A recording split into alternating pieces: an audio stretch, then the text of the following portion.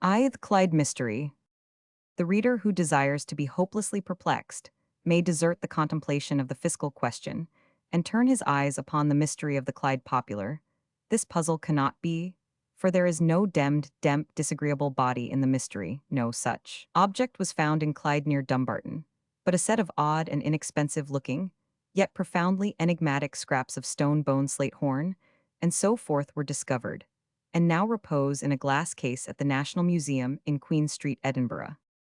There, as in the morgue, lies awaiting explanation, the corpus delicti of the Clyde mystery. We stare at it and ask, what are these slate spearheads engraved with rude ornament, and certainly never meant to be used as lethal weapons?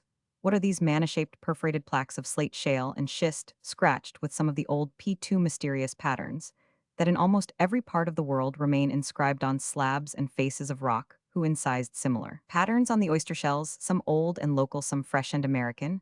Why did anyone scratch them? What is the meaning, if meaning there be, of the broken figurines, or stone dolls? They have been styled totems by persons who do not know the meaning of the word totem, which merely denotes the natural, object, usually a plant or animal, after which sets of kinsfolk are named among certain savage tribes. Let us call the little figures figurines, for that commits us to nothing. Then there are grotesque human heads carved in stone, bits of sandstone, marked with patterns, and so forth. Mixed with these are the common rude appliances, quern stones for grinding grain, stone hammers, stone polishers, cut antlers of deer-pointed bones, such as rude peoples did actually use in early Britain, and may have retained into the early Middle Ages, say 400,700 A Roman 500. This mixed set of objects, plus the sites in which they were found, and a huge canoe 35 feet long, is the material part of the Clyde mystery. The querns and canoe and stone policers and bones and horns are commonly found, we say P3, in dwellings of about 400,700 A Roman 500. The peculiar and enigmatic things are not elsewhere known to Scottish antiquaries. How did the two sets of objects come to be all mixed up together in an old hill fort at Dunbuy on Clyde, and among the wooden foundations of two mysterious structures, excavated in the mud of the Clyde estuary at Dumbuck and Langbank near Dumbarton? They were dug up between 1896 and 1902. This is the question which has been debated mainly in newspaper controversy. For nearly 10 years, a most rambling controversy, it has been casting its feelers as far as Central Australia in space, and as far back as, say, 1200 B Roman 100 in time. Either the disputed objects at the museum are actual relics of life lived in the Clyde Basin many centuries ago, or the discoverers and excavators of the old sites are dogged by a forger who dumps down false relics of kinds unknown to Scottish antiquaries, or some of the unfamiliar objects are really old, while others are jocose imitations of these, or there is some other explanation. The modern Clyde artists are credited by Dr. Robert Munro with some practical artistic skill, and some acquaintance with the very old and mysterious designs on great rocks among for the neighboring hills. For what man of artistic skill, no conscience, and a knowledge of archaic patterns, is associated with the Clyde? The faker is not the mere mischievous wag of the farmhouse or the country shop. It is possible that a few interpolations of false objects have been made by another and less expert hand, but the weight of the problem rests on these alternatives. Disputed relics, which were found, are mainly genuine though unfamiliar, or a forger not destitute of skill and knowledge has invented and executed them, or there is some other explanation. Three paths, as usual, are open to science in the present state of our knowledge of the question. We may pronounce the unfamiliar relics genuine, and prove it. If we can, we may declare them to be false objects manufactured within the last 10 years. We may possess our souls in patience, and put the objects to a suspense account, awaiting the results of future researches and of new information. This attitude of suspense is not without precedent in archaeology. Antiquarian lore, as Dr. Munro remarks by implication, can distinguish P5 between true and false antiquities, 5a, but time is needed for the verdict, as we see when Dr. Munro describes the Brionio controversy about disputed stone objects, a controversy which began in 1885 and appears to be undecided in 1905-5b. I propose to advocate the third course, the waiting game, and I am to analyze Dr. Munro's very able arguments for adopting the second course, and deciding that the unfamiliar relics are assuredly impostures of yesterday's manufacture. P6. Dr. Munro's book on the mystery. Dr. Munro's acute and interesting book, Archaeology, And false antiquities, 6 does not cover the whole of its amusing subject. False gems, coins, inscriptions, statues, and pictures are scarcely touched upon. The author is concerned chiefly with false objects of the prehistoric and proto-historic periods, and with these as bearing on the Clyde controversy of 18,961,905 out of 292 pages. At least 130 treat directly of that local dispute, others bear on it indirectly. I have taken great interest in this subject since I first heard of it by accident in the October or November of 1898. As against Dr. Munro, from whose opinions I provisionally dissent, I may be said to have no locus standi. He is an eminent and experienced archaeologist in matters of European prehistoric and proto-historic times. P7 Anyone is at liberty to say of me what another celebrated archaeologist, Mr. Charles Hercules Reed, said in a letter to Dr. Munro on December 7, 1901, about someone else, a person designated as and described as a merely literary man who cannot understand that to practiced people the antiquities are as readable as print and a good deal more accurate. 7. But though merely literary like Mr., I have spent much time in the study of comparative anthropology of the manners, ideas, customs, implements, and sacred objects of uncivilized and peasant peoples. Mr. may not have done so, whoever he is, again, as practiced people often vary widely in their estimates of antique objects, or objects professing to be antique. I cannot agree with Mr. Reed that the antiquities are as readable as print. If by antiquities he means antiquities in general at the British Museum, I can show Mr. Reed several admirable specimens of the art of faking standing like the abomination of desolation, where they ought not. It was not by unpracticed persons that they were purchased at the national expense. We are all fallible, even the oldest of us. I conceive Mr. Reed, however, to mean the alleged and P8 disputed antiquities of the Clyde sites, and in that case, his opinion that they are a curious swindle is of the most momentous weight.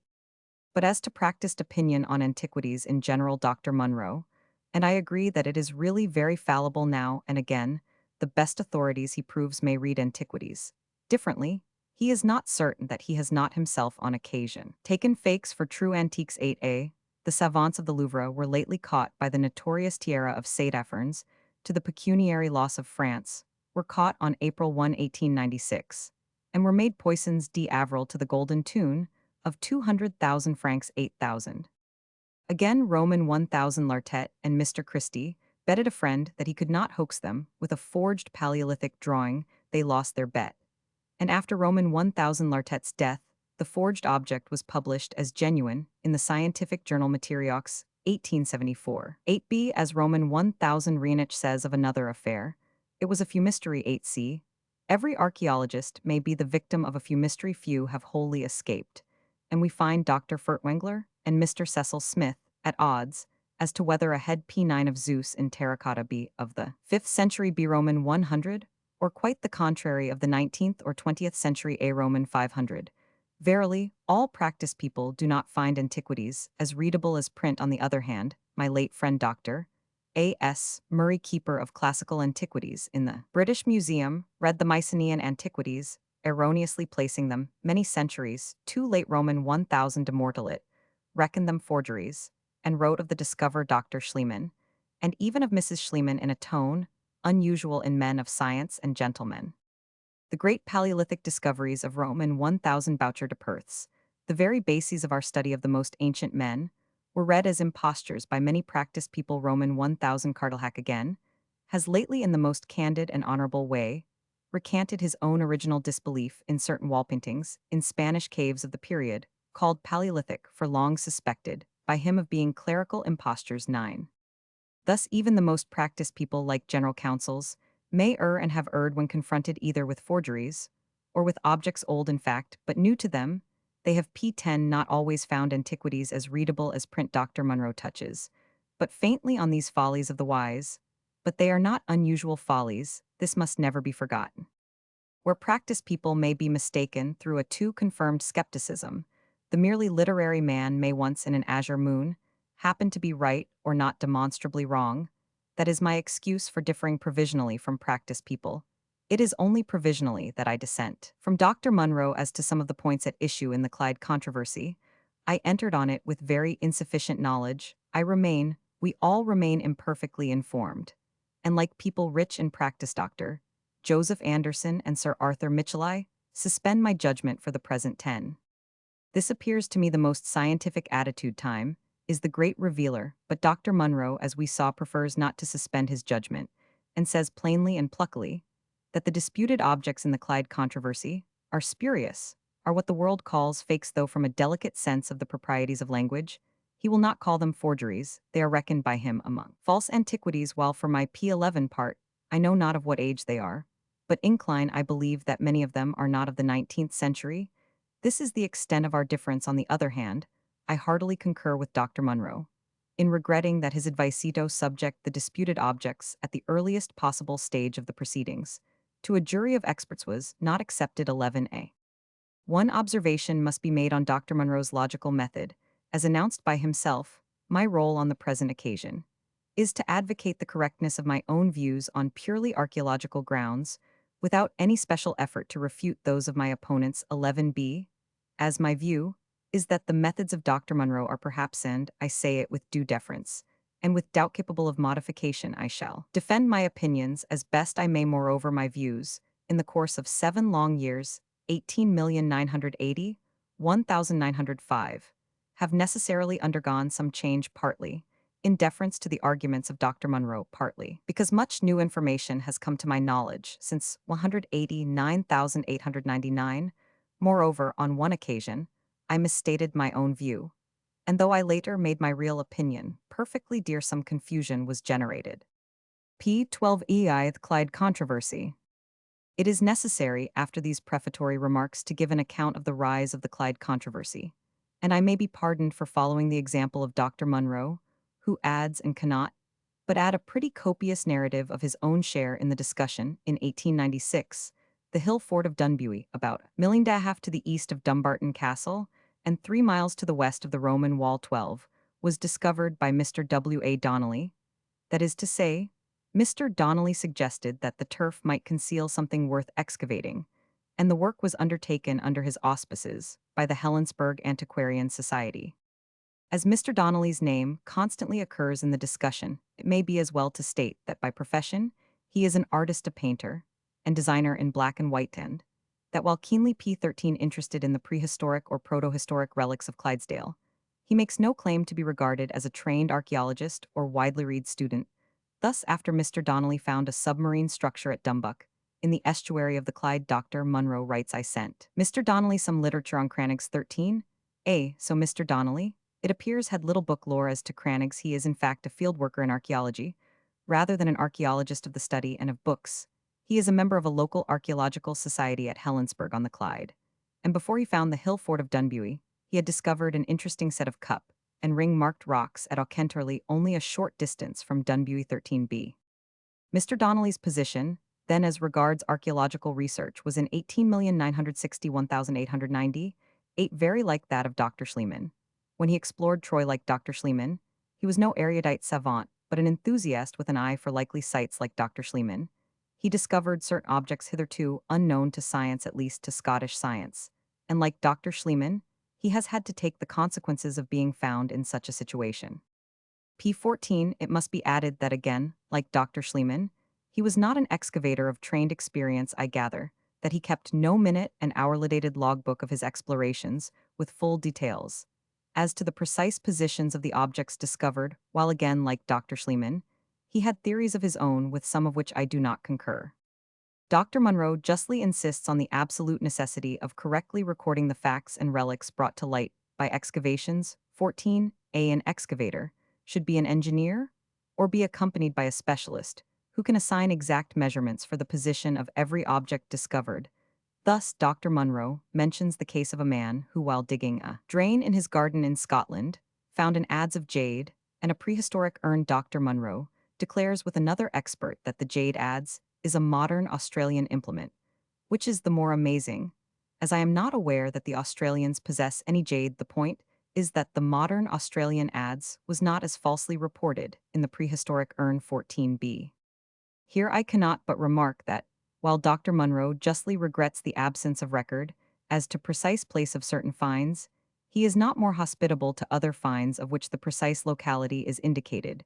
P15 things are found by Mr. Bruce as he clears out the interior of a canoe, or embedded in the dock on the removal of the canoe 15, or in the kitchen midden, refuse heap, but Dr. Munro does not esteem the objects more highly, because we have a distinct record as to the precise place of their finding. P16 Ivdenbury.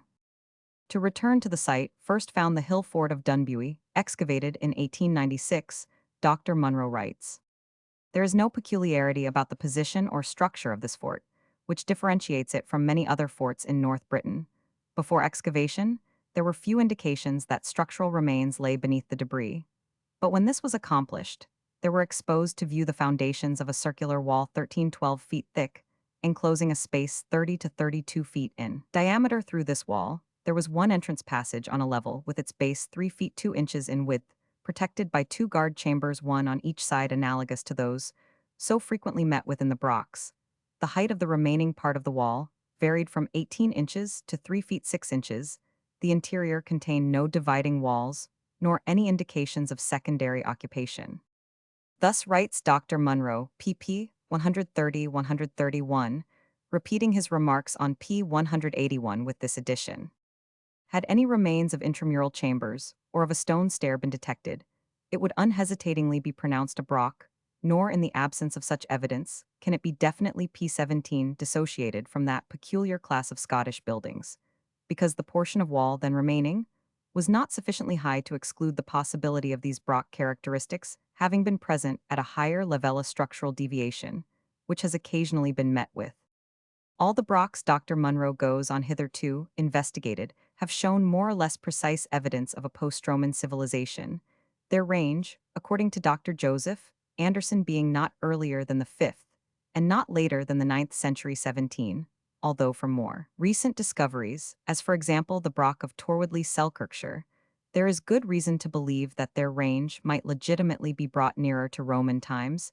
It makes no difference in the correctness of the statement that they all belong to the Iron Age. So far, the Broch or hill fort was not unlike other hill forts and Brochs, of which there are hundreds in Scotland, but many of the relics alleged to have been found in the soil of Dunbuy were unfamiliar in character in these islands. There was not a shard of pottery, there was not a trace of metal, but absence of such things is no proof that they were unknown to the inhabitants of the fort. I may go further and say that if any person were capable of interpolating P18 false antiquities, they were equally capable of concealing such real antiquities in metal or pottery as they might find to support their theories, or to serve other private and obscure ends. Thus at Langbank were found a bronze brooch, and a late Celtic 200B Roman, 100A Roman 500 comb. These, of course, upset the theory held by some inquirers that the site was Neolithic, that is, was very much earlier than the Christian era. If the excavators held that theory and were unscrupulous, was it not as easy for them to conceal the objects which disproved the hypothesis as to insert the disputed objects which do not prove it? Of course, Dr. Munro nowhere suggests that any excavator is the guilty faker. I now quote Dr. Munro's account of the unfamiliar objects alleged to have been found in Dunbuy. He begins by citing the late Mr. Adam Miller, FSA Scott, who described Dunbuy in the proceedings as a Scott Vol Roman 30 pp. 291,308. The fort, writes Mr. Miller, has been examined very thoroughly by picking out the stones in the interior one by one and riddling the fine soil and small stones. The same treatment has been applied to the refuse heap, which was found on the outside, and the result of the search is a very remarkable collection of weapons, implements, ornaments, and figured P19 stones. There is no description of the precise position of any of these relics in the ruins, with the exception of two upper stones of querns, and a limpet shell, having on its inner surface the presentation of a human face, which are stated to have been found in the interior of the fort. No objects of metal or fragments of pottery were discovered in course of the excavations, and of bone, there were only two small pointed objects, and in all having a perforation at one end. The majority of the following worked objects of stone, bone, and shell are so remarkable and archaic in character that their presence in a fort which cannot be placed earlier than the Broch period, and probably long after the departure of the Romans from North Britain, has led some archaeologists to question their genuineness as relics of any phase of Scottish civilization. Objects of stone, 9 spearheads like arrow points of slate, 6 of which have linear patterns scratched on them, some are perforated with round holes, and all were made by grinding and polishing one object of slate, shaped like a knife, was made by chipping this knife, says Mr. Miller has a feature common to all these slate weapons the seem to have been saturated with oil or fat as water does not adhere to them, but runs off as from a greasy surface. Another highly ornamental piece of cannel coal is in the form of a short spearhead, with a thickish stem.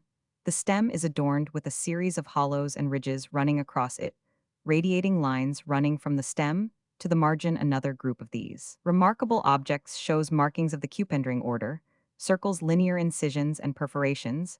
Some of these ornamentations are deeply cut on the naturally rough surfaces of flat pieces of sandstone, whilst others are on smooth stones artificially prepared for the purpose. A small piece of P20 flint was supposed to have been inserted into a partially burnt handle. There are several examples of hammerstones of the ordinary crannog type, rubbing stones, whetstones, as well as a large number of water-worn stones, which might have been used as hand missiles or slingstones. These latter were not native to the hill, and must have been transported from burns in the neighborhood. There are also two upper quern stones. Miscellaneous objects say, number of splintered pieces of bone, without showing any other evidence of workmanship, have linear incisions like those on some of the stones, which suggest some kind of cryptic writing like agams. There are also a few water-worn shells like those seen on a sandy beach, having round holes bored through them and sharply cut scratches on their pearly inner surface. But on the whole, the edible mollusks are but feebly represented, as only 5 oyster, 1 cockle, 3 limpet, and 2 mussel shells were found, nearly all of which bore marks of some kind of ornamentation. But perhaps the most grotesque object in the whole collection is the limpet shell with a human face sculptured on its inner surface. The eyes, writes Mr. Miller, are represented by 2 holes, the nose by sharply cut lines, and the mouth by a well-drawn, waved line, the curves which we call cupids, bow being faithfully followed. There is nothing at all of an archaic character. However, in this example of shell carving we found it. In the interior of the fort, it was one of the early finds. Nothing like it has been found, since at the same time, we have no reason for assuming that this shell was placed in the fort on purpose, that we might find it. The fact that it was taken out of the fort is all that we say about it.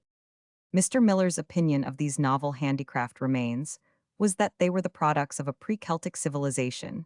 The P21 articles found, he writes, are strongly indicative of a much earlier period than post-Roman. They point to an occupation of a tribe in their Stone Age. We have no knowledge of the precise position in which the queer things of Dunbuy were found, with the exception of the limpet shell, showing the carved human face, which, according to a recent statement in the Journal of the British Archaeological Association, September 1901, was excavated from a crevice in the living rock over which tons of debris had rested. When taken out, the incrustations of dirt prevented any carving from being seen. It was only after being dried and cleaned that the face appeared, as well as the suspension holes on each side. So this unique piece of art was in the fort before it became a ruin, and otherwise presented evidence of great antiquity. But yet it is stated in Mr. Miller's report that there was nothing at all of an archaic character in this example of shell carving 21. I have nothing to do with statements made in the Journal of the British Archaeological Association about a carved oyster shell. I stick to the limpet shell of Mr. Miller, which to my eyes looks anything but archaic. P22 v. How I came into the controversy. Thus far I was so much to be sympathized with as never to have heard of the names of Dunbuy, and of Mr. Donnelly. In this ignorance I remained, till late in October, or early in November 1898. On an afternoon of that date, I was reading the proof sheets kindly lent to me by Messrs. Macmillan of the native tribes of Central Australia, by Messrs. Spencer and Gillen, a work now justly celebrated which was published early in 1899. I was much interested on finding in this book that certain tribes of Central Australia aren't a nation, and the kitish paint on sacred, and other rocks the very same sorts of archaic designs, as Mr. Donnelly found incised at Auchentorley, of which I had not then heard. These designs are familiar in many other parts of Scotland and of the world. They play a great part in the initiations and magic of Central Australia. Designs of the same class are incised by the same Australian tribes on stones of various P23 shapes, and sizes usually portable and variously shaped, which are styled Churinga. Nanya Churinga merely means anything sacred that is with a superstitious sense attached to it. They also occur on wooden slats Churinga urula, commonly styled bull roarers by Europeans. The tribes are now in a Siderlithic stage, using steel when they can get it stone, when they cannot if ever they come to abandon stone implements. While retaining their magic or religion, they will keep on using their stone Churinga Nanya.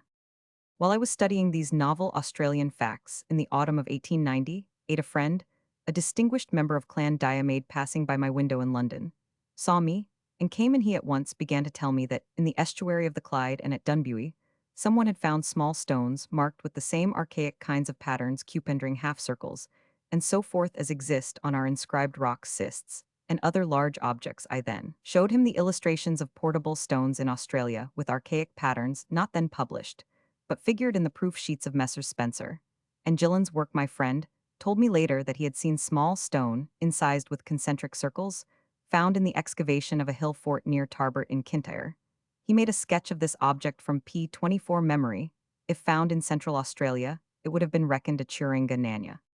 I was naturally much interested in my friend's account of objects found in the Clyde estuary, which as far as his description went resembled, in being archaically decorated, the Churinga Nanya, discovered by Messrs. Spencer and Gillen in Central Australia. I wrote an article on the subject of the archaic decorative designs. As found all over the world for the Contemporary Review 24, I had then seen only pen and ink sketches of the objects sent to me by Mr. Donnelly, and a few casts which I passed on to an eminent authority. One of the casts showed a round stone with concentric circles. I know not what became of the original or of the casts. While correcting proofs of this article, I read in the Glasgow Herald January 7, 1899, a letter by Dr. Munro, impugning the authenticity of one set of finds by Mr. Donnelly. In a pile structure at Dumbuck on the Clyde near Dumbarton, I wrote to the Glasgow Herald adducing the Australian Churinga Nanya as parallel to Mr. Donnelly's inscribed stones, and thus my share in the controversy began. What Dr. Munro and I then wrote may be passed over in this place. P. 25 Vidumbuck. It was in July 1898 that Mr. Donnelly, who had been prospecting during 2 years for antiquities in the Clyde estuary, found at low tide certain wooden stumps, projecting out of the mud at low water on August 16, 1898. Dr. Munro, with Mr. Donnelly, inspected these stumps before excavations were made. 25a. It is not easy to describe concisely the results of their inspection, and of the excavations which followed. So far the facts of the site, not of the alleged relics, though highly interesting as evidence of the hand of man, in the early navigation of the Clyde Basin, present nothing very remarkable or important, says Dr. Munro, 25b. I shall here quote Dr. Munro's descriptions of what he himself observed at 2 visits of August 16, October 12, 1898, to Dumbuck. For the P26 present, I omit some speculative passages as to the original purpose of the structure. The so-called Dumbuck Crannog, that being the most convenient name under which to describe the submarine wooden structures lately discovered by Mr. W. A. Donnelly, in the estuary of the Clyde, lies about a mile to the east of the rock of Dumbarton, and about 250 yards within high water mark. At every tide its site is covered with water to a depth of 3 to 8 feet, but at low tide it is left high and dry for a few hours, so that it was only during these tidal intervals that the excavations could be conducted. On the occasion of my first visit to Dumbuck, before excavations were begun, Mr. Donnelly and I counted 27 piles of oak, some 5 or 8 inches in diameter, cropping up for a few inches through the mud, in the form of a circle 56 feet in diameter. The area thus enclosed was occupied with the trunks of small trees laid horizontally close to each other, and directed towards the center, and so superficial that portions of them were exposed above the surrounding mud, but all hollows and interstices were leveled up with sand or mud. The tops of the piles, which projected above the surface of the log pavement, were considerably worn by the continuous action of the muddy waters during the ebb and flow of the tides, a fact which suggested the following remarkable hypothesis. Their tops are shaped in an oval conical form, meant to make a joint in a socket to erect the superstructure. On these words are quoted from a report of a conjoint visit of the Geological and Philosophical Societies to the Dumbuck Crannog, 8th April 1899, 26. The result of the excavations, so far as I can gather from P27 observations made during my second visit to the Crannog, and the descriptions and plans published by various societies, may be briefly stated as follows. The log pavement within the circle of piles was the upper of 3 similar layers of timbers, placed one above the other, the middle layer having its beams lying transversely to that immediately above and below it. One of the piles, about 4 feet long, when freshly drawn up, clearly showed that it had been pointed by a sharp metal implement, the cutting marks being like those produced by an ordinary axe. The central portion, about 6 feet in diameter, had no woodwork, and the circular cavity thus formed, when cleared of fallen stones, showed indications of having been walled with stones and clay. Surrounding this walled cavitide, so-called well of the explorers, there was a kind of coping in the form of 5 or 6 raised mounds, arranged rosette fashion, in regard to which Mr. Donnelly thus writes. One feature that strikes me very much in the configuration of the structure in the center is those places marked X Fig 20, around which I have discovered the presence of soft wood piles, 5 inches in diameter, driven into the ground, and bounding the raised stone arrangement. The stones in these rude circular pavements or cairns are laid slightly slanting inwards. 27. From this description, and especially the slanting inwards of these circular pavements or cairns, it would appear that they formed the bases for wooden stays to support a great central pole, a suggestion which on different grounds has already been made by Dr. David Murray. The surrounding piles were also attached to the horizontal logs by various ingenious contrivances, such as a fork, a natural bend, an artificial check, or a mortised hole. And some of the beams were pinned together by trunnels, the perforations of P, which were unmistakable. This binding together of the wooden structures is a well-known feature in crannogs, as was demonstrated by my investigations at Lochley and elsewhere. 28. It would be still more necessary, in a substratum of timbers, that was intended, as will be afterwards explained, to bear the weight of a superincumbent cairn, underneath the layers of horizontal woodwork. Some portions of heather, bracken, and brushwood were detected, and below this came a succession of thin beds of mud, loam, sand, gravel, and finally the blue clay which forms the solume of the river valley. 28. The piles penetrated this latter, but not deeply owing to its consistency. And so the blue clay formed an excellent foundation for a structure whose main object was resistance to superincumbent pressure. Outside the circle of piles there was, at a distance of 12 to 14 feet, another wooden structure, in the shape of a broad ring of horizontal beams and piles, which surrounded the central area. The breadth of this outer ring was 7 feet, and it consisted of some 9 rows of beams running circumferentially beyond this lay, scattered about some rough cobble stones, as if they had fallen down from a stone structure, which had been raised over the woodwork. The space intervening between these wooden structures was filled up in its eastern third with a refuse heap consisting of broken and partially burnt bones of various animals, the shells of edible mollusks, and a quantity of ashes, and charcoal, evidently the debris of human occupancy. On the north, or landward, side, the outer and inner basements of woodwork appeared to coalesce for 5 or 6 yards, leaving an open space having stones embedded in them. And decayed wood, a condition of things which suggested a rude causeway.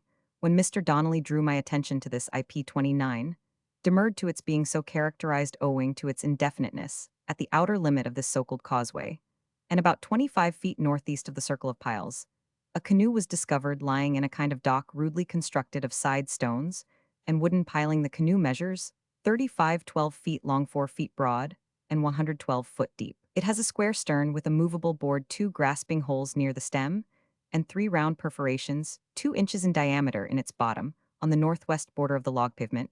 A massive ladder of oak was found, one end resting on the margin of the log pavement, and the other projecting obliquely into the timberless zone between the former and the outer woodwork. It is thus described in the Proceedings of the Glasgow Philosophical Society, 29. Made of a slab of oak which has been split from the tree by wedges on one side, little has been done to dress the work. It is 15 feet 3 inches long, 2 feet broad, and 312 inches thick. 6 holes are cut for steps 12 inches by 10 inches. The bottom of each is beveled to an angle of 60 degrees to make the footing level when the ladder is in position on one side. Those holes show signs of wear by long use. An underquern stone 19 inches in diameter was found about halfway between the canoe and the margin of the circle of piles, and immediately to the east of the so-called causeway already described. I carefully examined the surface of the log pavement with the view of finding evidence as to the possibility of its having been at any time the habitable area of this strange dwelling place. But the result was absolutely negative, as not a single particle of bone or ash was discovered in any of its chinks. This fact, together with the impossibility of living on a surface that is submerged every 12 hours and the improbability of P30 any land subsidence having taken place, since prehistoric times, or any adequate depression from the shrinkage of the understructures themselves, compels me to summarily reject the theory that the Dumbuck structure in its present form was an ordinary crannog, the most probable hypothesis, and that which supplies a reasonable explanation of all the facts is that the woodwork was the foundation of a superstructure of stones built sufficiently high to be above the action of the tides and waves over which there had been some kind of dwelling place. The unique arrangement of the wooden substructures suggests that the central building was in the form of a round tower with very thick walls like the Brochs and other forts of North Britain. The central space was probably occupied with a pole firmly fixed at its base in the well, and kept in position by suitable stays resting partly on the stone cairns, already described partly in wooden sockets fixed into the log pavement, and partly on the inner wall of the tower. This suggestion seems to me to be greatly strengthened by the following description of some hold tree roots in Mr. Bruce's paper to the Scottish Antiquaries 30. Midway between the center and the outside piles of the structure, what looked at first to be tree roots or snags were noticed partly embedded in the sand, on being washed of the adhering soil holes of 12 inches wide by 25 inches deep, were found cut in them at an angle to all appearance for the insertion of struts. For the support of an upper structure on the outside 14 inches down on either side holes of 2 inches diameter were found intersecting the central hole, apparently for the insertion of a wooden key or trenail to retain the struts. These were found at intervals, and were held in position by stones and smaller jammers. The outer woodwork formed the foundation of another P-31 stone structure of a horseshoe shape, having the open side to the north or land side of the tower, which doubtless was intended as a breakwater, by means of the ladder placed slantingly against the wall of the central stone building access, could be got to the top in all states of the tides. The people who occupied this watchtower ground their own corn, and fared abundantly on beef, mutton, pork, venison, and shellfish, the food refuse, and other debris, were thrown into the space between the central structure and the breakwater, forming in the course of time a veritable kitchen midden. Besides the causeway on the north side, Mr. Bruce describes a belt of stones forming a pavement about 6 feet wide, and just awash with the mud extending westwards, about 20 yards from the central cavity, till it intersected the breakwater. 31 These so-called pavements and causeways were probably formed during the construction of the tower with its central pole, or perhaps at the time of its demolition, as it would be manifestly inconvenient to transport stones to or from such a place in the midst of so much slush, without first making some kind of firm pathway. Their present superficial position alone demonstrates the absurdity of assigning the Dumbuck structures to Neolithic times, as if the only change effected in the bed of the Clyde since then would be the deposition of a few inches of mud. At a little distance to the west of these wooden structures, there is the terminal end of a modern ditch, the burn of Mr. Alston, extending towards the shore, and having on its eastern bank a row of stepping stones, a fact which, in my opinion, partly accounts for the demolition of the stonework, which formerly stood over them. So far the facts P-32 disclosed by the excavations of the structures at Dumbuck, though highly interesting as evidence of the hand of man in the early navigation of the Clyde Basin, present nothing very remarkable or improbable. It is when we come to examine the strange relics, which the occupants of this habitation have left behind them, that the real difficulties begin. Dr. Munro next describes the disputed things found at Dumbuck. They were analogous to those alleged to have been unearthed at Dunbuy. They were a number of strange objects like spearheads or daggers, showing more or less workmanship, and variously ornamented. One great spearhead figure, one like an arrow point, is 11 inches long and 434 inches wide at the barbs. The stem is perforated with 2 holes, in one of which there was a portion of an oak pin. It has a flat body and rounded edges, and is carefully finished by rubbing and grinding. One surface is ornamented with 3 cup marks from which lines radiate like stars or suns, and the other has only small cups and a few transverse lines. There are some shaped stones, sometimes perforated for suspension, made of the same material, while another group of similar objects is made of cannel coal. All these are highly ornamented by a fantastic combination of circles, dots, lines, cupid rings, with or without gutters and perforations. A small pebble plate Roman 15 no 10 shows on one side a boat with 3 men plying their oars, and on the other an incised outline of a left hand having a small cupid ring in the palm. The most sensational objects in the collection are, however, 4 rude figures cut out of shale figs, 50-53, representing portions of the human face and person. 1, evidently a female figure. 2, we are informed, was found at the bottom of the kitchen, midden a strange resting place P33, for a goddess the other three are grotesque. Efforts to represent a human face, there are also several oyster shells ornamented like some of the shale ornaments, and very similar to the oyster shell ornaments of Dunbuy. A splinter of a hard stone is inserted into the tine of a deer horn, as a handle plate Roman 13 no 5, and another small blunt implement. No one has a bone handle, a few larger stones with cup marks, and some portions of partially worked pieces of shale, complete the art gallery of Dumbuck. It seemed as if some curse were on Mr. Donnelly, whether he discovered an unique old site of human existence in the water or on the land. Some viewless fiend kept sowing the soil with bizarre objects unfamiliar to Dr. Munro, and by him deemed incongruous with the normal and known features of human life on such sites. P. Villangbank. The curse that is the forger unwearied and relentless next smote Mr. John Bruce, FSA, Scott merely as it seems, because he and Mr. Donnelly were partners in the perfectly legitimate pastime of archaeological exploration. Mr. Bruce's share of the trouble began at Dumbuck. The canoe was found, the genuine canoe. It was at once cleared out by myself, writes Mr. Bruce, in the bottom of the canoe. He found a spearship slate object and an ornamented oyster shell which has since moldered away, and a stone pendant object and an implement of bone 34. Such objects have no business to be found in a canoe just discovered under the mud of Clyde, and cleared out by Mr. Bruce himself, a man or affairs, and of undisputed probity in this case. The precise site of the dubious relics is given by a P35 man of honor.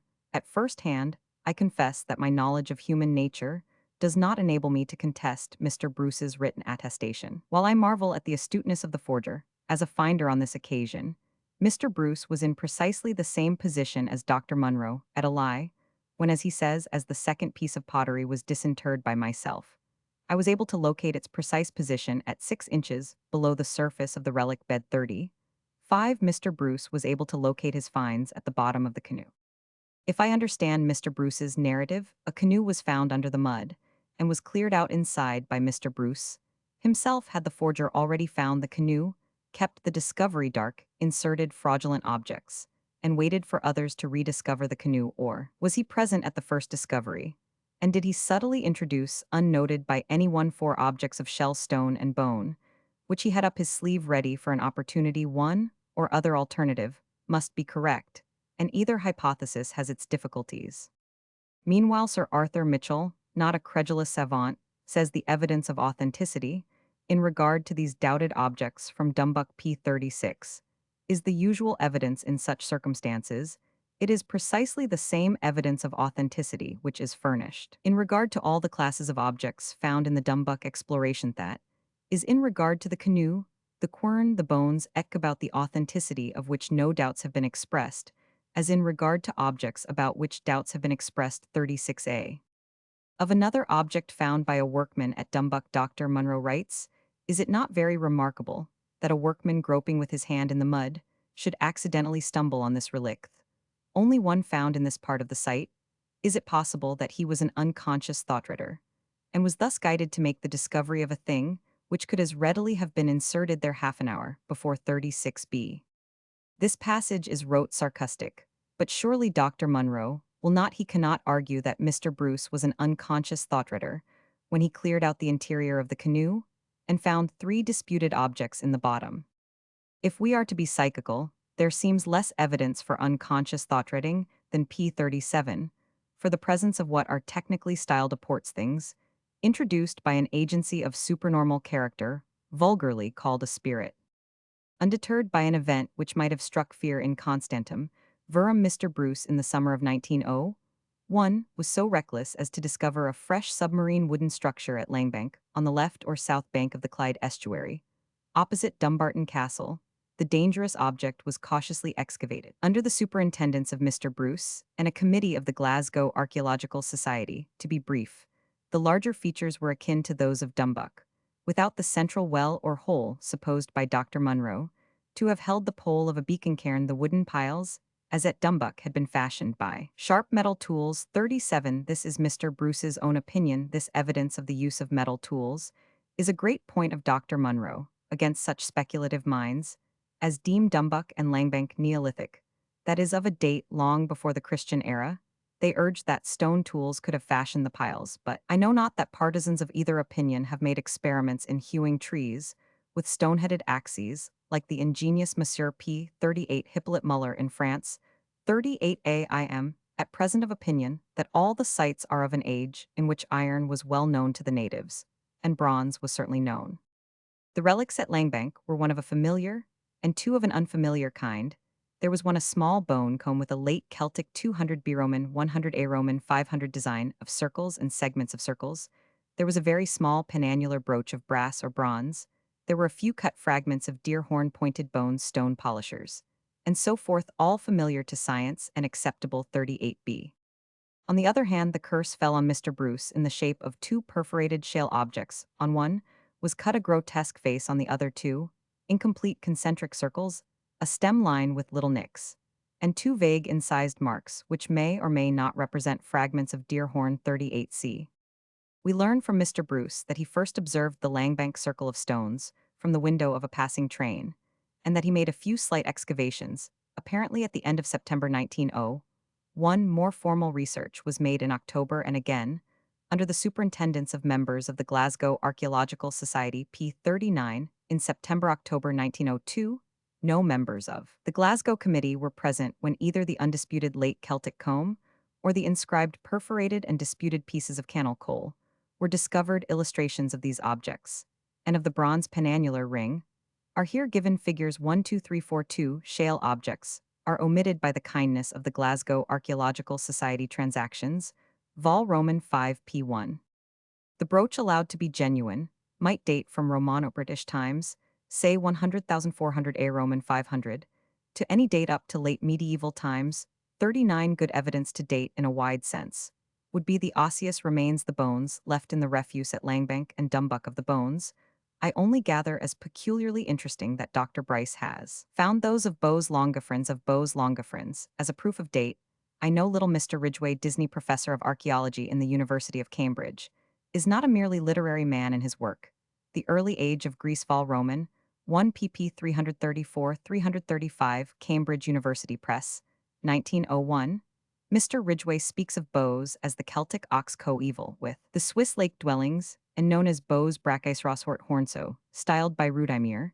If he is Celtic, IP40 cannot say how early Bose may have existed among the Celts of Britain, but the Romans are thought by some persons to have brought the Celtic ox to the Celts of our island. If this be so, the Clyde sites are not earlier, or Bose in these sites is not earlier than the Roman invasion. He lasted into the 7th or 8th centuries, a Roman 500 at least, and is found on a site discovered by Dr. Munro at Ely 40. Meanwhile, archaeology is so lazy that after 7 years, Dr. Bryce's reports on the osseous remains of Langbank and Dumbuck is but lately published. 40b.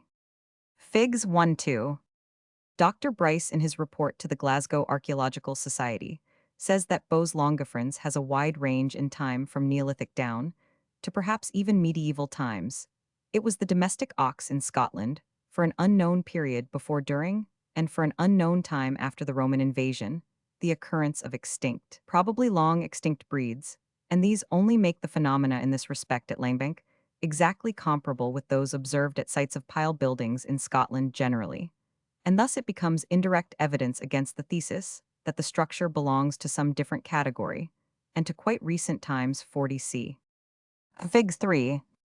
P41, the evidence of the bones, then, denotes any date, except a relatively recent date of 15,561,758, contrary to an hypothesis to be touched on later. It follows from the presence of Bose at Ely 700 A Roman 500 that the occupants of the Clyde sites at Langbank may have lived there as late as, say, 750 A Roman 500. But when they began to occupy the sites is another question. Fig 4. If Roman objects are found as they are in Brochs, which show many relics of bronze, it does not follow that the Brochs had not existed for centuries, before the inhabitants acquired the waifs and strays of Roman civilization. In the 9 Caithness Brochs described by Dr. Joseph Anderson, 41, there was a crucible with a portion of melted bronze, a bronze ring molds for ingots, an ingot of bronze bits of Roman Samian ware, but no iron. We can be sure that the Broch folk were at some time in touch of Roman goods brought by traffickers perhaps, but how can we be sure that there were no Brochs before the arrival of the Romans? we shall return to the question of the disputable relics of the Clyde, after discussing what science has to say about the probable date and original purpose of the wooden structures. In the P42 Clyde estuary nobody, it is admitted, forged them. But on the other hand, Dr. Munro, the one most learned authority on lake dwellings or crannigs, does not think that the sites were ever occupied by regular crannigs or lacustrine settlements lake dwellings. P43 VI the original date and purpose of Dumbuck and Langbank. The actual structures of Langbank and Dumbuck, then, are confessedly ancient remains. They are not of the 19th century, they are unique in our knowledge. And we ask, what was the purpose of their constructors, and what is their approximate date? Dr. Munro quotes and discusses 43 a theory, or a tentative guess of Dr. David Murray. That scholar writes river cairns are commonly built on piled platforms, and my doubt is whether this is not the nature of the structure in question. Dumbuck. A river cairn is a solid pile of stonework with perhaps a pole in the center at Dumbuck.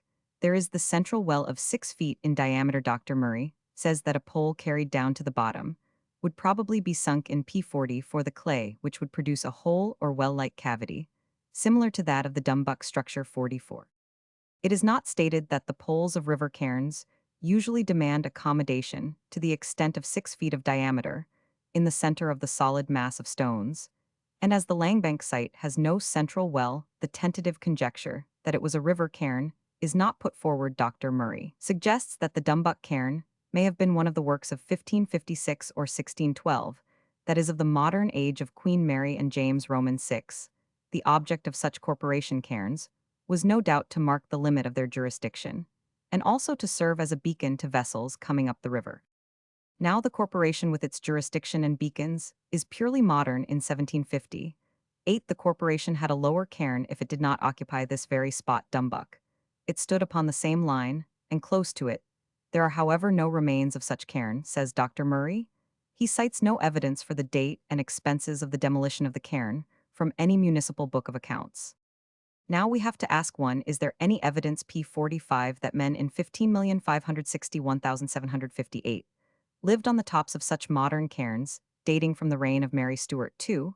If men then lived on the top of a cairn, till their food refuse became a veritable kitchen midden, as Dr. Munro says, 45 would that refuse exhibit bones of bows longifrons, and over 90 bone implements, sharpened antlers of deer stone polishers, hammer stones, a saddle stone for corn grinding, and the usual debris of sites of the 5th to the 12th centuries. 3. Would such a modern site exhibit these archaic relics plus a late Celtic comb and penannular brooch, and exhibit not one modern article of metal or one trace of old clay, tobacco, pipes, crockery, or glass? The answers to these questions are obvious. It is not shown that any men ever lived on the tops of cairns, and even if they did so in modern times, 15,561,758, they could not leave abundant relics of the Brock and Crannig age, said to be of 4,001,100 Roman 500, and leave no relics of modern date. This theory or suggestion is therefore demonstrably untenable and unimaginable. Dr. Munro, however, sees nothing against the supposition that Dr. Murray is right, but Dr. Munro's remarks about the hypothesis P46 of modern cairns as a theory against which he sees nothing have the air of being an inadvertent obiter dictum, for in his conclusion, and summing up, he writes, we claim to have established that the structures of Dunbuy, Dumbuck, and Langbank are remains of inhabited sites of the early Iron Age, dating to some time between the 5th and 12th centuries. 46a. I accept this conclusion, and will say as little as may be about the theory of a modern origin of the sites finally discarded by Dr. Munro. I say discarded, for his theory is that the modern corporation utilized an earlier structure as a cairn or beacon or boundary mark, which is perfectly possible. But if this occurred, it does not affect the question, for this use of the structure has left no traces of any kind. There are no relics except relics of the 5th to 12th centuries. In an earlier work by Dr. Munro, Prehistoric Scotland p. 439, published in 1899, he observes that we have no evidence as to the when or how of the removal of the stones of the hypothetical corporation cairn, or round tower with very thick walls 46b, or watchtower, which is supposed to have been erected above the wooden substructure P47 at Dumbuck. He tentatively suggests that the stones may have been used perhaps for the stone causeway now laid along the bank of the recently made canal from a point close to the Crannig to the railway. No record is cited. He now offers guesses as to the stones in the so-called pavements, And causeways first, the causeways may have probably been made during the construction of the tower, with its central pole. Here the cairn is a habitable beacon, habitable on all hypotheses, or again, perhaps at the time of its demolition, about which demolition we know nothing. 47a, except that the most of the stones are not now in situ. Several authentic stone crannogs in Scotland, as to which we have information, possessed no central pole, but had a stone causeway still extant leading, for example, from the crannog to the shore of the Ashgrove Loch, a causeway of rough blocks of sandstone slabs. 47b. If one stone crannog had a stone causeway, why should this ancient inhabited cairn or round tower not possess a stone causeway? Though useless at high water, at low water it would afford better going. In a note to Ivanhoe, and in his northern tour of 1814, Scott describes a stone causeway to a broch on an artificial island p. 48 in Loch Clakemin near Lerwick. Now this loch, says Scott, was at the time when the broch was inhabited, open to the flow of tide water. As people certainly did live on these structures of Langbank and Dunbuy during the broch and crannog age centuries. 512. It really matters not to our purpose why they did so, or how they did so. Let us suppose that the circular wall of the stone superstructure slanted inwards, as is not unusual in that case. The habitable area at the top may be reduced to any extent that is thought probable. With this limitation, habitable space must not be too small for the accommodation of the persons who filled up the eastern third of an area of from 12 to 14 feet in breadth, and in some places a foot in thickness, with a veritable kitchen midden of broken and partially burned bones of various animals, shells of edible mollusks, and a quantity of ashes and charcoal. 48. But Dr. Munro assures me that the remains discovered could be deposited, in a few years of regular occupancy, by 2 or 3 persons. The structure certainly yielded habitable space, enough to accommodate the persons who, in the 5th to 12th centuries, left these traces of their p. 49 occupancy. Beyond that fact, I do not pretend to estimate the habitable area. Why did these people live on this structure in the 5th to 12th centuries? Almost certainly not for the purpose of directing the navigation of the Clyde. At that early date, which I think we may throw far back in the space of the 6 centuries of the estimate, or may even throw further back still, the Clyde was mainly navigated by canoes of 2 feet or so in depth. Though we ought to have statistics of remains of larger vessels discovered in the riverbed. 49. I think we may say that the finances of Glasgow in St. Kentigern's day, about 570,600 Roman 500, would not be applied to the construction of Dr. Munro's tower, with its central pole, and very thick walls. 49 be erected merely for the purpose of warning canoes off shoals in the Clyde.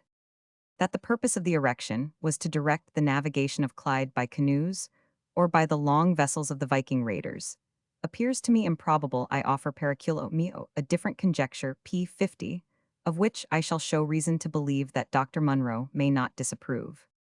The number of the dwellers in the structure, and the duration of their occupancy, does not affect my argument. If 2 natives in a very few years could deposit the veritable kitchen, midden with all the sawn horns, bone implements, and other undisputed relics, we must suppose that the term of occupancy was very brief or not continuous, and that the stone structure with very thick walls like the brochs represented labors, which were utilized for a few years or seldom. My doubt is as to whether the structure was intended for the benefit of navigators of the Clyding shallow canoes. p. 51. Ixa guess at the possible purpose of Langbank and Dumbuck. The Dumbuck structure, when occupied, adjoined and commanded a ford across the undeepened Clyde of uncommercial times, so Sir Arthur Mitchell informs us. 51a. The Langbank structure, as I understand, is opposite to that of Dumbuck on the southern side of the river. If 2 strongly built structures large enough for occupation exist on opposite sides of a ford, their purpose is evident. They guard the ford like the 2 stone camps on each side of the narrows of the Avon at Clifton. Dr. Munro, on the other hand, says the smallness of the habitable area on both sites puts them out of the category of military forts. 51. My suggestion is that the structure was so far military, as is implied in its being occupied. p. 52, with Langbank on the opposite bank of Clyde by keepers of the ford in 1901. Dr. Munro wrote even the keepers of the watchtower at the ford of Dumbuck had their quern and ground their own corn. 52. This idea has therefore passed through Dr. Munro's mind, though I did not know the fact till after I had come to the same hypothesis. The habitable area was therefore adequate to the wants of these festive people. I conjecture that these keepers of the watchtower at the ford were military watchers of the ford, for for that seems to me less improbable than that a round tower with very thick walls 52b like the Brochs and other forts of North Britain was built in the interests of the navigation of Clyde at a very remote period 52c. But really all this is of no importance to the argument. People lived in these sites perhaps as early as 400 A Roman 500, or earlier. Such places of safety were sadly needed during the intermittent and turbulent Roman occupation. P53X, last day at Old Dumbuck. Suppose the sites were occupied by the watchers of the ford. There they lived, no man knows how long, on their perch over the waters of Clyde. They dwelt at top of a stone structure, some 8 feet above low water mark. For they could not live on the ground floor, of which the walls 50 feet thick at the base defied the waves of the high tides driven by the west wind. There our friends lived, and probably tattooed themselves and slew bos longifrons, and the deer that in later ages would have been forbidden game to them, if I may trust Bede, born in 672, and finishing his history in 730. Our friends were Picts, and spoke a now unknown language, not that of the Bretons or Cymri, or Welsh, who lived on the northern side of the Firth of Clyde, or the occupants of Dumbuck on the north side of the river. Were Cymri those of Langbank on the south side? Were Picts, I may at once P54 say that I decline to be responsible for Bede and his ethnology, but he lived nearer to those days than we do. With their ladder of 15 feet long, a slab of oak split from the tree by wedges, and having 6 holes chopped out of the solid for steps, they climbed to their perch, the first floor of their abode. I never heard of a ladder made in this way, but the Zunis used simply to cut notches for the feet in the trunk of a tree, and such a getting upstairs it must have been when there was rain, and the notches were wet. Time passed, the kitchen midden grew, and the Cymri founded Ilkley Clyde Rock, now Dumbarton to this day, says Bede, the strongest city of the Britons 54. Then the Scots came, and turned the Britons out, and St. Columba came, and St. Kentigern from Wales 573,574, and began to spread the gospel among the pagan Picts and Cymri. Stone amulets and stone idols, if the disputed objects are idols and amulets, have had their day, as Bob Acres says dams have had their day, and with Ilklewith in Scots' hands 'twas time for us to go, thought the Picts and Cymri of Langbank and Dumbuck. P55, sadly they evacuate their old towers or cairns before the Scots, who now command the Dumbuck ford from Dumbarton. They cross to land on their stone causeway at low water. They abandon the old canoe in the little dock, where it was found by Mr. Bruce. They throw down the venerable ladder. They leave behind only the canoe, the horned stone policers, sharpened bones, the lower stone of a quern, and the now obsolete or purely folklorish stone amulets or pendants, and the figurines, which to call idols is unscientific, while to call them totems is to display facetious and rejoicing ignorance. Dr. Munro merely quotes this foolish use of the term totem by others.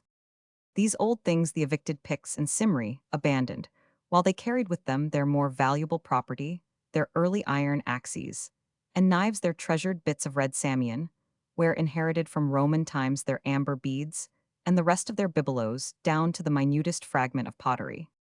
Or it may not have been so. The conquering Scots may have looted the cairns and borne the Pictish cairn dwellers into captivity. Looking at any broch or hill fort or crannog, the fancy dwells on the last day of its occupation, the day when the canoe was left to subside into P56, the mud and decaying vegetable matter of the loch. In changed times, in new conditions, the inhabitants move away to houses less damp and better equipped with more modern appliances. I see the little troop, or perhaps only 2 natives, cross the causeway, while the minstrel sings in Pictish or Welsh a version of the Auld Hoose, the Auld Hoose. What though the rooms were sma? Why 6 feet o diameter, and a rung gone through the ha? The tears come to my eyes as I think of the last day of old Dumbuck, for take it as you will, there was a last day of Dumbuck, as of windy Ilios, and of Carthage left deserted of the sea. So ends my little idyllic interlude, and if I am wrong, blame venerable Bede. P57, Zyme theory of provisional date.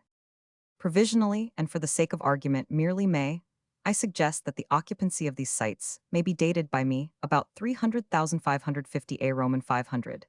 That date is well within the Iron Age. Iron had long been known and used in North Britain, but to the non-archaeological reader, the terms Stone Age, Bronze Age, Iron Age are apt to prove misleading. The early Iron Age, like the Bronze Age, was familiar with the use of implements of stone. In the Scottish crannogs, admirably described by Dr. Munro in his Ancient Scottish Lake Dwellings, were found implements of flint, a polished stone, axe head and iron knife at the same lowest level finger rings of gold, a forged English coin of the 6th or 7th century A Roman 500 well-equipped, canoes a common attendant of crannigs the greater part of a stone, inscribed with concentric circles, a cupped stone, and a large quartz crystal of the kind, which Apache in North P58 America, and the Uala'i tribe in New South Wales, use in crystal gazing in early ages after the metals had been worked stone, bronze, and iron, were still used as occasion served just as the Australian black will now fashion an implement in Paleolithic wise with a few chips now, will polish a weapon in Neolithic fashion, and again, will chip a fragment of glass with wonderful delicacy, or will put as good an edge as he can on a piece of hoop iron.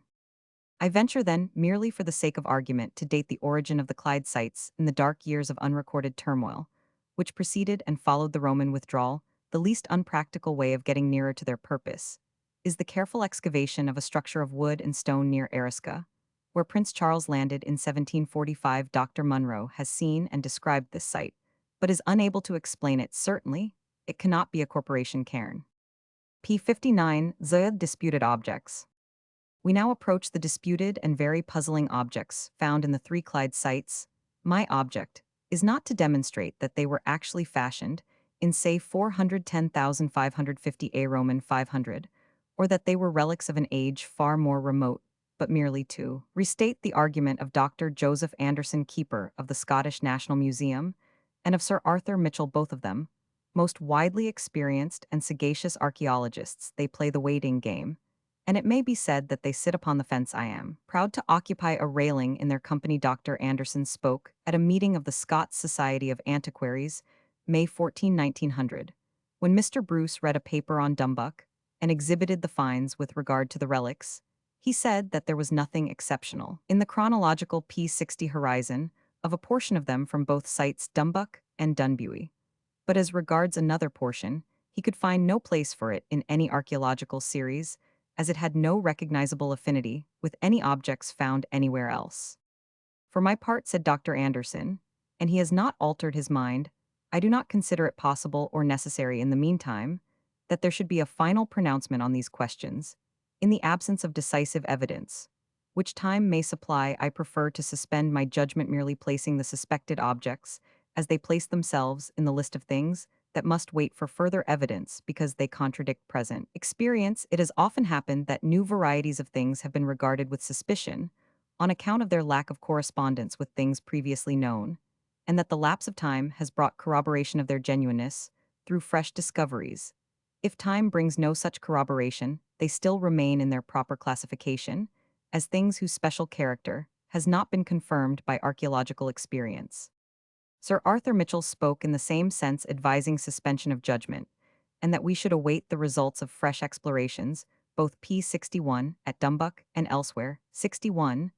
Dr. Murray said that the disputed finds are puzzling, but we need not condemn them because we do not understand them. Dr. Munro will not suspend his judgment. The objects he declares are spurious. P62 I'm thought of inquiry. I remarked early in this tract that with due deference, and with doubt I think Dr. Munro's methods capable of modification, I meant that I prefer, unlike Dr. Munro in this case, to extend the archaeological gaze beyond the limits of things already known to occur in the Scottish area, which be the way must contain many relics still unknown. I let observation with extensive view survey mankind from China to Peru, to discover whether objects analogous to those under dispute occur anywhere among early races of the past, or present this kind of wide comparison, is the method of anthropology. Thus Prof. Rees and others find so very archaic an institution as the reckoning of descent in the female line inheritance, going through the mother among the Picts of Scotland, and they even find traces of totemism, an institution already outworn P63 among several of the naked tribes of Australia, who reckon descent in the male line. Races do not in fact advance on a straight and unbroken highway of progress. You find that the Kurna of Australia are more civilized as regards the evolution of the modern family than were the Picts, who built crannigs and dug canoes and cultivated the soil and had domesticated animals and used iron, all of them things that the Kurna never dreamed of doing.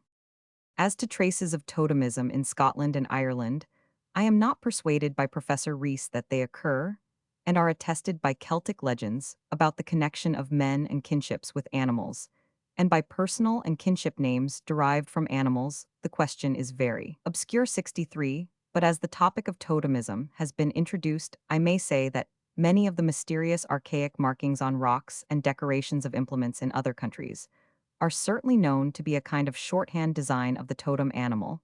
Thus, a circle whence proceeds a line ending in a triple fork represents the raven totem in North America. Another design, to our eyes meaningless, stands for the wolf totem. A P-third design, a set of bands on a spear shaft, does duty for the gerfalcon totem. And so on. 64a, equivalent marks such as spirals and tracks of emus' feet occur on sacred stones, found round the graves of Australian blacks on the Darling River. They were associated with rites, which the oldest blacks decline to explain. The markings are understood to be totemic occasionally. They are linear, as in Ogham writing 64b. Anyone who is interested in the subject of the origin insert places of the patterns may turn to Mr. Haddon's Evolution of Art 64c. Mr. Haddon shows how the Portuguese pattern of horizontal triangles is in the art of the uncivilized natives of Brazil, meant to represent bats. 64d. A cross dotted within a circle is directly derived through several stages from a representation of an alligator. 64e. We cannot say whether or not the same pattern found at Dumbuck in Central Australia and in tropical America arose in the schematizing of the same object in nature in all three regions, or not. Without direct evidence, we cannot assign a meaning to the patterns. P65. Ziv, the possible meanings of the marks and objects. My private opinion as to the meaning of the archaic marks, and the Clyde objects which bear them, has in part, by my own fault, been misunderstood by Dr. Munro.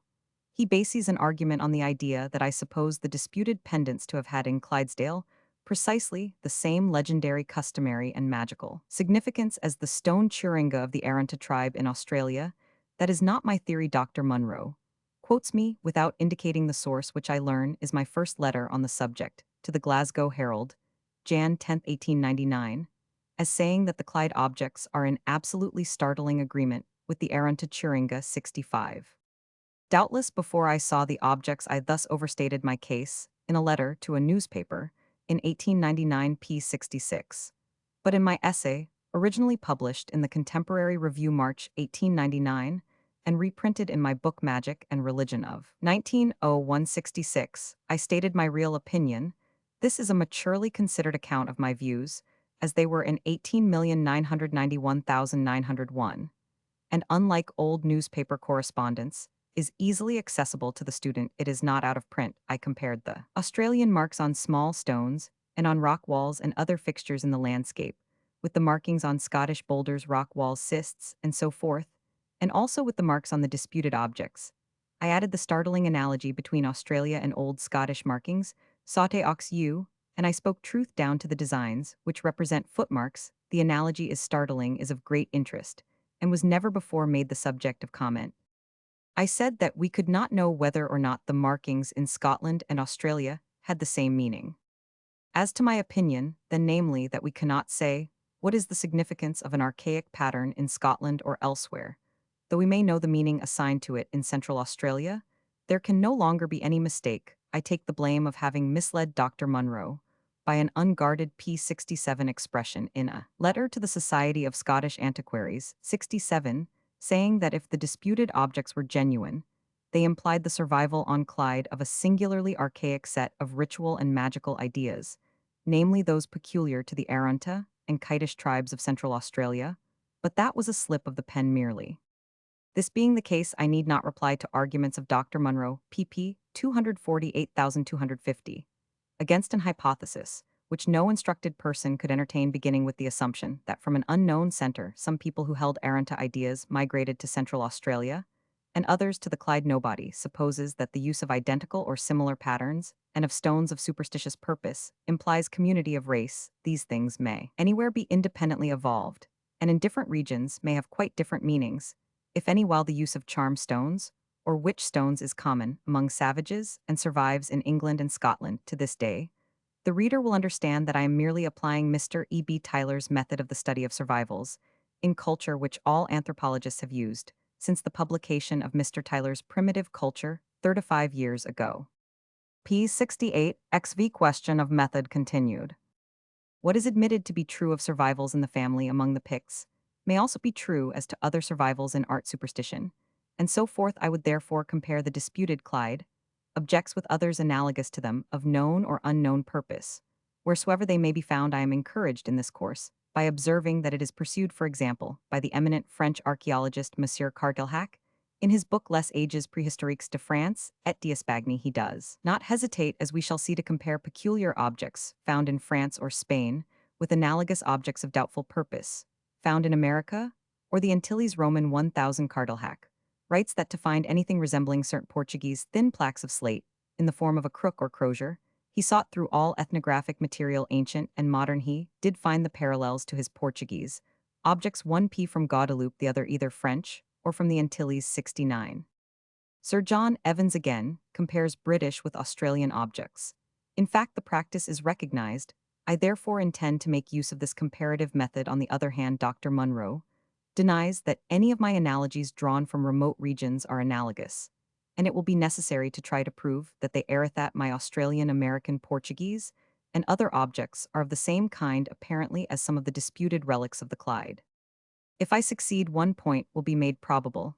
Either the Clyde objects are old, or the modern maker knew much more of archaeology than many of his critics, and used his knowledge to direct his manufacture of spurious things, or he kept coinciding accidentally with genuine relics of which he knew nothing. P70 Exva Magic.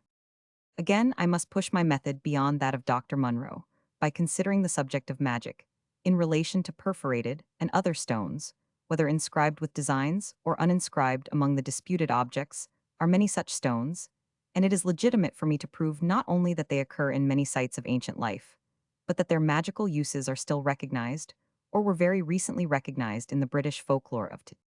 A superstition which has certainly endured to the 19th century may obviously have existed among the Picts, or whoever they were of the Cranach and Brock period on Clyde. The only a priori objection is the absence of such objects among finds made on British soil, but our discoveries cannot be exhaustive. Time may reveal other examples, and already we have a few examples apart from the objects in dispute. P71 Ex via disputed objects classified. Dr. Munro classifies the disputed objects as weapons, implements, amulets or pendants, cupend, ring stones, human figurines or idols. For reasons of convenience, and because what I heard about Group 3, the amulets or pendants, first led me into this discussion, I shall here first examine them. Dr. Munro reproduces some of them in one plate Roman 15p 228. He does not say by what process they are reproduced, merely naming them objects of slate and stone from Dumbuck. Dr. Munro describes the amulets or pendants thus. The largest group of objects, plate Roman 15, consists of the so-called amulets or pendants of stone shale, and shell, some 15 to 20 specimens of which have been preserved and recorded as having been found on the different stations, viz. 3 from Dunbuy exclusive of a few perforated oyster shells, 11 from Dumbuck, and 1 from Langbank. Their ornamentation is chiefly of the cupendring order, only a few P72 having patterns composed of straight lines. Some of them are so large as to be unfit to be used as amulets or pendants, such for example as that represented by No 14, which is 9 inches long, 312 inches broad, and 12-inch thick. The ornamentation consists of a strongly incised line running downwards from the perforation with small branch lines directed alternately right and left. Any human being who would wear this object either as an ornament or religious emblem would be endowed with the most archaic ideas of decorative art known in the history of human civilization. Yet we can have no doubt that the individual who manufactured it, if he were an inhabitant of any of the Clyde sites, was at the same time living in a period not devoid of culture, and was in possession of excellent cutting implements, most likely of iron, with which he manipulated wood, deerhorn, and other substances. These objects are nearly all perforated, as if intended for suspension, but sometimes in addition to this, there is a large central hole around which there is always an ornamentation, generally consisting of incised circles or semicircles with divergent lines, leading into small hollow points, the so-called cup marks. I shall return to the theory that the stones were ornaments. Meanwhile, I proceed to the consideration of cup marks on stones, large or small. P73 Ex via cup marks in Cranachs.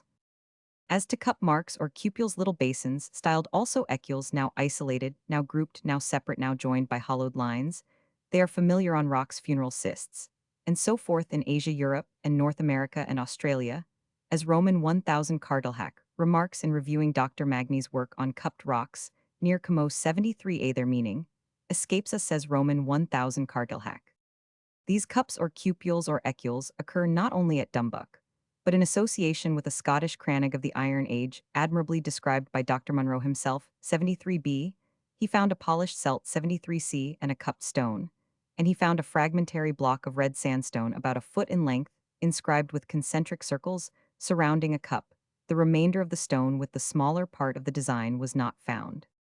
P74. Here, then, we have these archaic patterns and marks on isolated stones, one of them, about 13 inches long, in a genuine Scottish crannog of the genuine Iron Age, while flint celts also occur, and objects of bronze, therefore cup markings and other archaic markings are not unknown or suspicious things in a genuine pile structure in Scotland.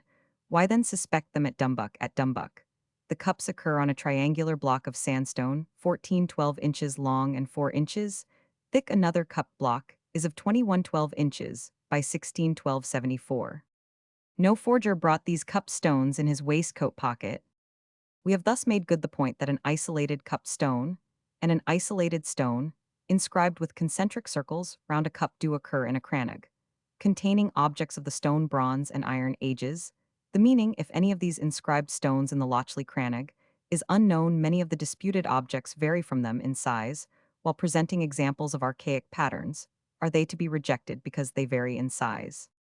We see that the making of this class of decorative patterns, whether they originally had a recognized meaning, or whether beginning as mere P75 decorations, perhaps schematistic designs of real objects, they later had an arbitrary symbolic sense imposed upon them, is familiar to Australians of today who use indifferently stone implements of the Neolithic or of the Paleolithic type. We also know that in a remote corner of tropical America, the rocks are inscribed with patterns typically identical with those engraved in the British rocks. 75. These markings are in the country of the Karakwis, an extinct goldworking Neolithic people, very considerable artists, especially in the making of painted ceramics. The Picts and Scots have left nothing at all approaching to their pottery work. These identical patterns, therefore, have been independently evolved in places most remote in space and in stage of civilization, while in Galloway, as I shall show, I have seen some of them scrawled in chalk on the flagstones in front of cottage doors. The identity of many Scottish and Australian patterns is undenied, while I disclaim the opinion that in each region they had the same significance.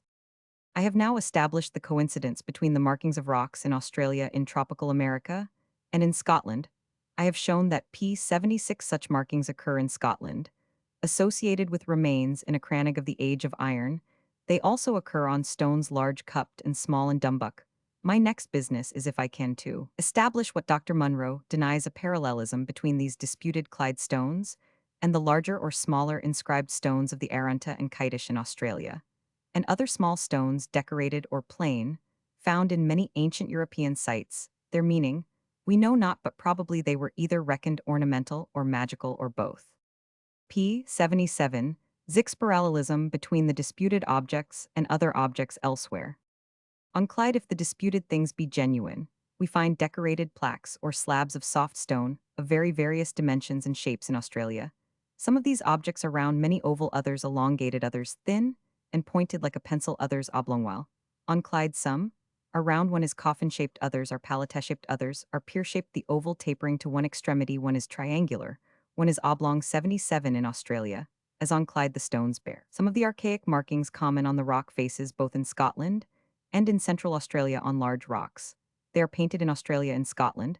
They are incised. I maintain that there is a singularly strong analogy between the two sets of circumstances, Scottish and Australian large rocks. P78, inscribed with archaic designs, smaller stones, inscribed with some of these designs.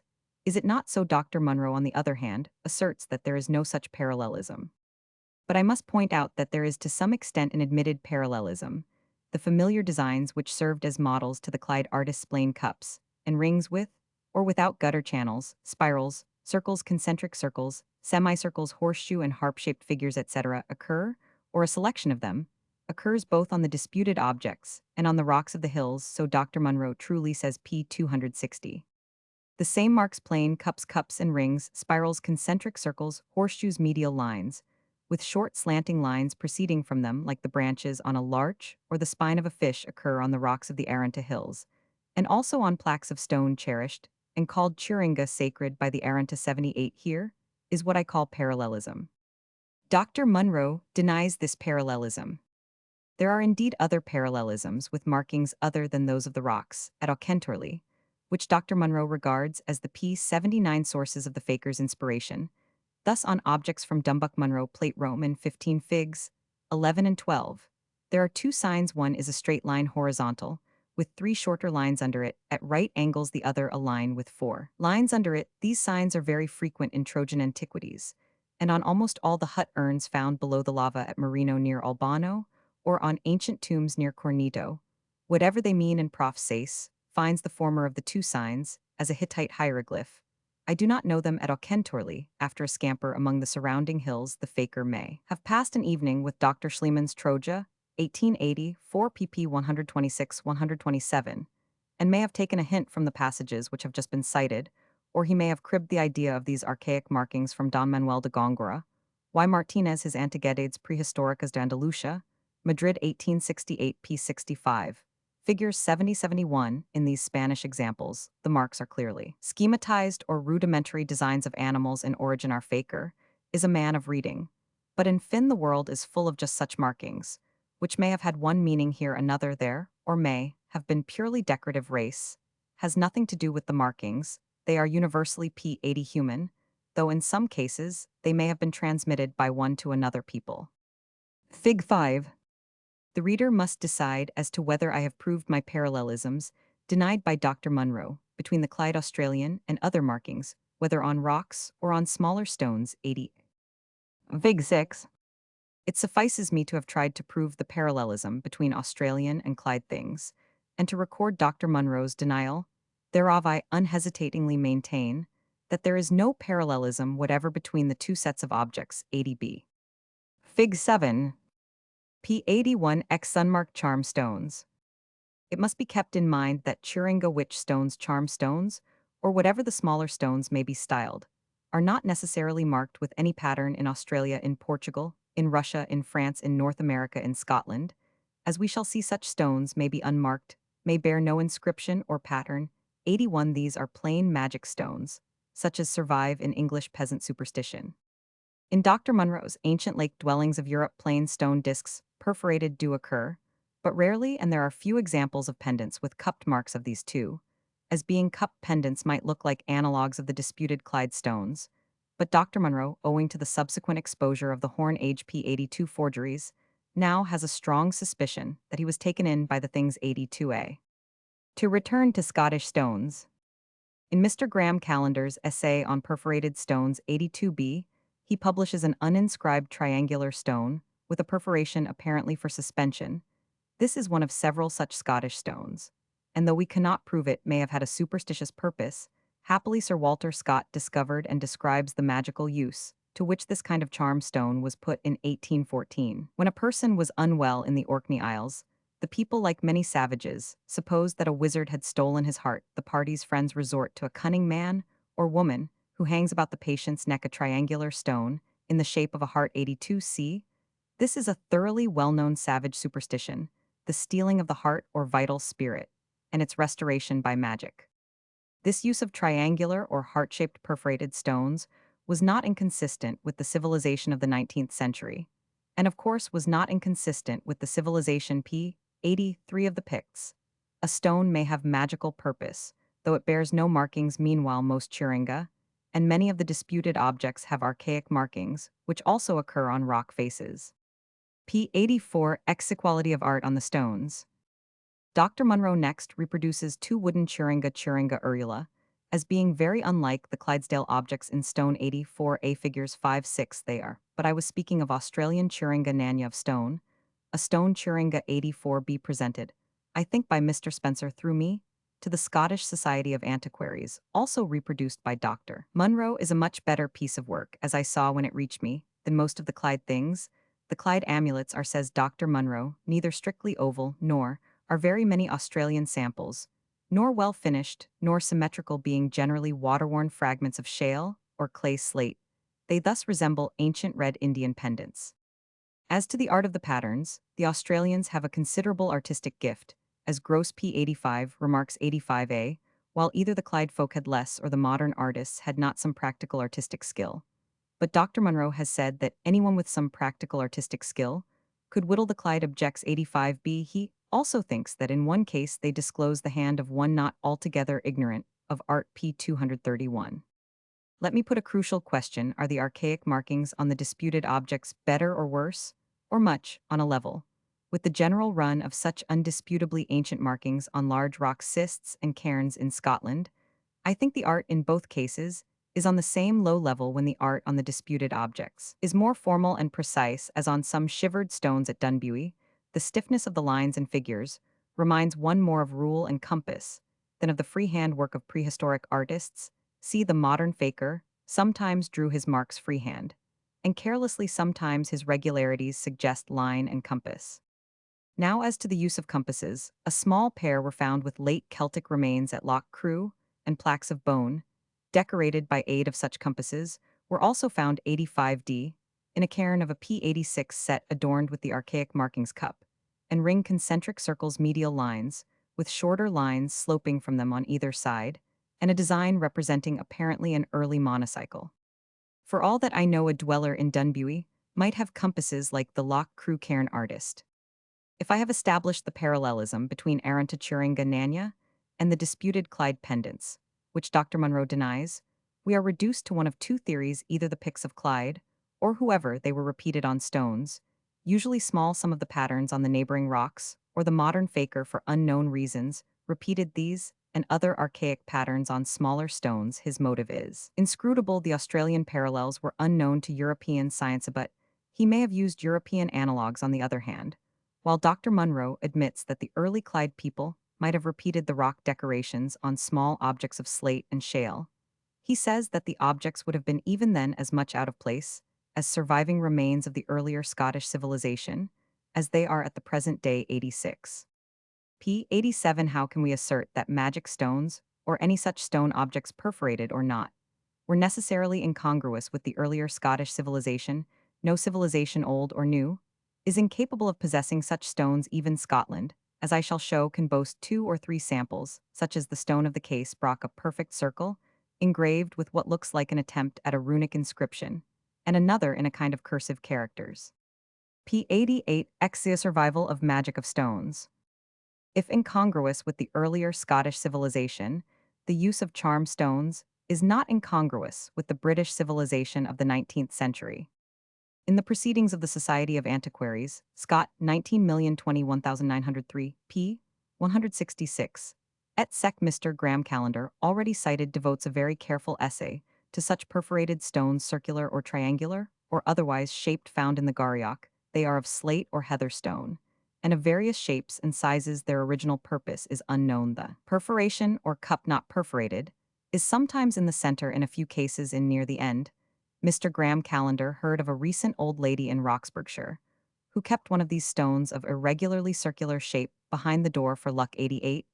It was always spoken of as a charm, though its ancient maker may have intended it for some prosaic practical use. Fig 8. P89. I take the next example that comes to hand. Thin, flat oolite stones having a natural perforation are found in abundance on the Yorkshire coast. They are termed witch stones, and are tied to door keys or suspended by a string behind the cottage door to keep witches out. 89. A thin, flat, perforated witch stone answers to an uninscribed Arantachuringa, a magic thing, and its use survives in Britain as in Yorkshire and Roxburghshire. We know no limit to the persistence of survival of superstitious things, such as magic stones. This is the familiar lesson of anthropology and of folklore, and few will now deny the truth of the lesson. P90. A modern survival of magical wood churinga. I take another example of modern survival in magic. Dr. Munro perhaps would think wooden churinga used for magical ends incongruous with the earlier Scottish civilization, but such objects have not proved to be incongruous with the Scottish civilization of the 19th century. The term Chiringa sacred is used by the Arunta to denote not only the stone Chiringa Nanya, a local peculiarity of the Arunta and Kaitish, but also the decorated and widely diffused elongated wooden slats, called bull roarers by the English. These are swung at the end of a string, and produce a whirring roar supposed to be the voice of a supernormal being all over Australia and elsewhere. I am speaking of survivals, and these wooden chiringa at least survive in Scotland, and in P91 Aberdeenshire. They are, or were lately called thunder spells or thunderbolts. It was believed that the use of this instrument during a thunderstorm saved one from being struck by the thunderbolt in North and South America. The bull roarer, on the other hand, is used not to avert, but magically to produce thunder and lightning. 91 among the Kitish thunder is caused by the chiringa of their sky dweller at Natu. Wherever the toy is used for a superstitious purpose, it is so far Chiringa, and so far modern Aberdeenshire had the same Chiringa urula as the errant of the object was familiar to Paleolithic man. P92, Exiv conclusion of argument from survivals in magic. I have made it perfectly certain that magic stones, witch stones, charm stones, and that Chiringa urula wooden magical slats of wood exist in Australia and other savage regions, and survive as magical into modern British life. The point is beyond doubt, and it is beyond doubt that in many regions the stones and the slats of wood may be inscribed with archaic markings, or may be uninscribed. This will be proved more fully later. Thus Pictish, like modern British civilization, may assuredly have been familiar with charm stones. There is no a priori objection as to the possibility. Why should Pictish stones not be inscribed with archaic patterns familiar to the dwellers among inscribed rocks, perhaps themselves the inscribers of the rocks manifestly? There is no a priori improbability. I have seen the P93 archaic patterns of concentric circles and fish spines, or whatever we call the medial line with slanting side lines, neatly designed in white on the flagstones in front of cottage doors in Galloway. The cottagers dwelt near the rocks, with similar patterns on the estate of Monreith, but are not likely to have copied them. The patterns, I presume, were mere survivals in tradition. The Picts, or whoever they were, might assuredly use charm stones, and the only objection to the idea that they might engrave archaic patterns on them is the absence of record of similarly inscribed small stones in Britain. The custom of using magic stones was not at all incongruous with the early Pictish civilization, which retained a form of the family, now long outworn by the civilization of the Arunta. The sole objection is that a silentio silence of archaeological records as to inscribed small stones that is not a closer of discussion, nor is the silence absolute, as I shall show. Moreover, the appearance of an unique and previously unheard of set of inscribed stones in a site of the usual Brock and Cranach period is not invariably ascribed to forgery, even by the most orthodox archaeologists. Thus Sir Francis Terry found unheard of things, not to mention a number of thin, flat, circular discs of various P94 sizes in his Caithness Brocks in Wester. Brock, the most remarkable things found were 3 egg-shaped quartzite pearls, having their surface painted with spots in a blackish or blackish-brown pigment. He also found a flattish circular disc of sandstone, inscribed with a duck or other waterfowl, while on one side was an attempt apparently to write runes, on the other an inscription in unknown cursive characters. There was a boulder of sandstone with 9 cup marks, and there were more painted pebbles, the ornaments now resembling ordinary cup marks, now taking the shape of a cross, and now of lines and other patterns, one of which on an Arunta rock is of unknown meaning, among many of known totemic significance. Dr. Joseph Anderson compares these to similar pebbles painted with a red pigment, which Roman 1000 Piet found in the cavern of Mas de Azil, of which the relics are in part at least Paleolithic or Mesolithic, and of dateless antiquity in L. Anthropology, Nov 1894. Mr. Arthur Bernard Cook suggests that the pebbles of Mas de Azil may correspond to the stone Chiringananya of the Arunta, a few of which appear to be painted not incised. I argued, on the contrary, that things of similar appearance at Mas de Azil in Central Australia and in P95 Caithness need not have had the same meaning and purpose. 95a. It is only certain that the pebbles of the Caithness Brocks are as absolutely unfamiliar as the inscribed stones of Dumbuck. But nobody says that the Caithness painted pebbles are forgeries or modern fabrication. Sauce for the Clyde goose is not sauce for the Caithness gander. 95b. The use of painted pebbles and of inscribed stones may have been merely local. In Australia, the stone Churinga are now since 1904 known to be local confined to the Arunta Nation, and the Kitish with very few sporadic exceptions in adjacent tribes, 95C. The purely local range of the inscribed stones in Central Australia makes one more anxious for further local research in the Clyde district and southwest coast. P96 XXVMY Misadventure with the Charm Stone. As Dr. Munro introduces the subject, I may draw another example of the survival of charm stones from an amusing misadventure of my own. I was once entrusted with a charm stone, used in the 19th century for the healing of cattle in the Highlands.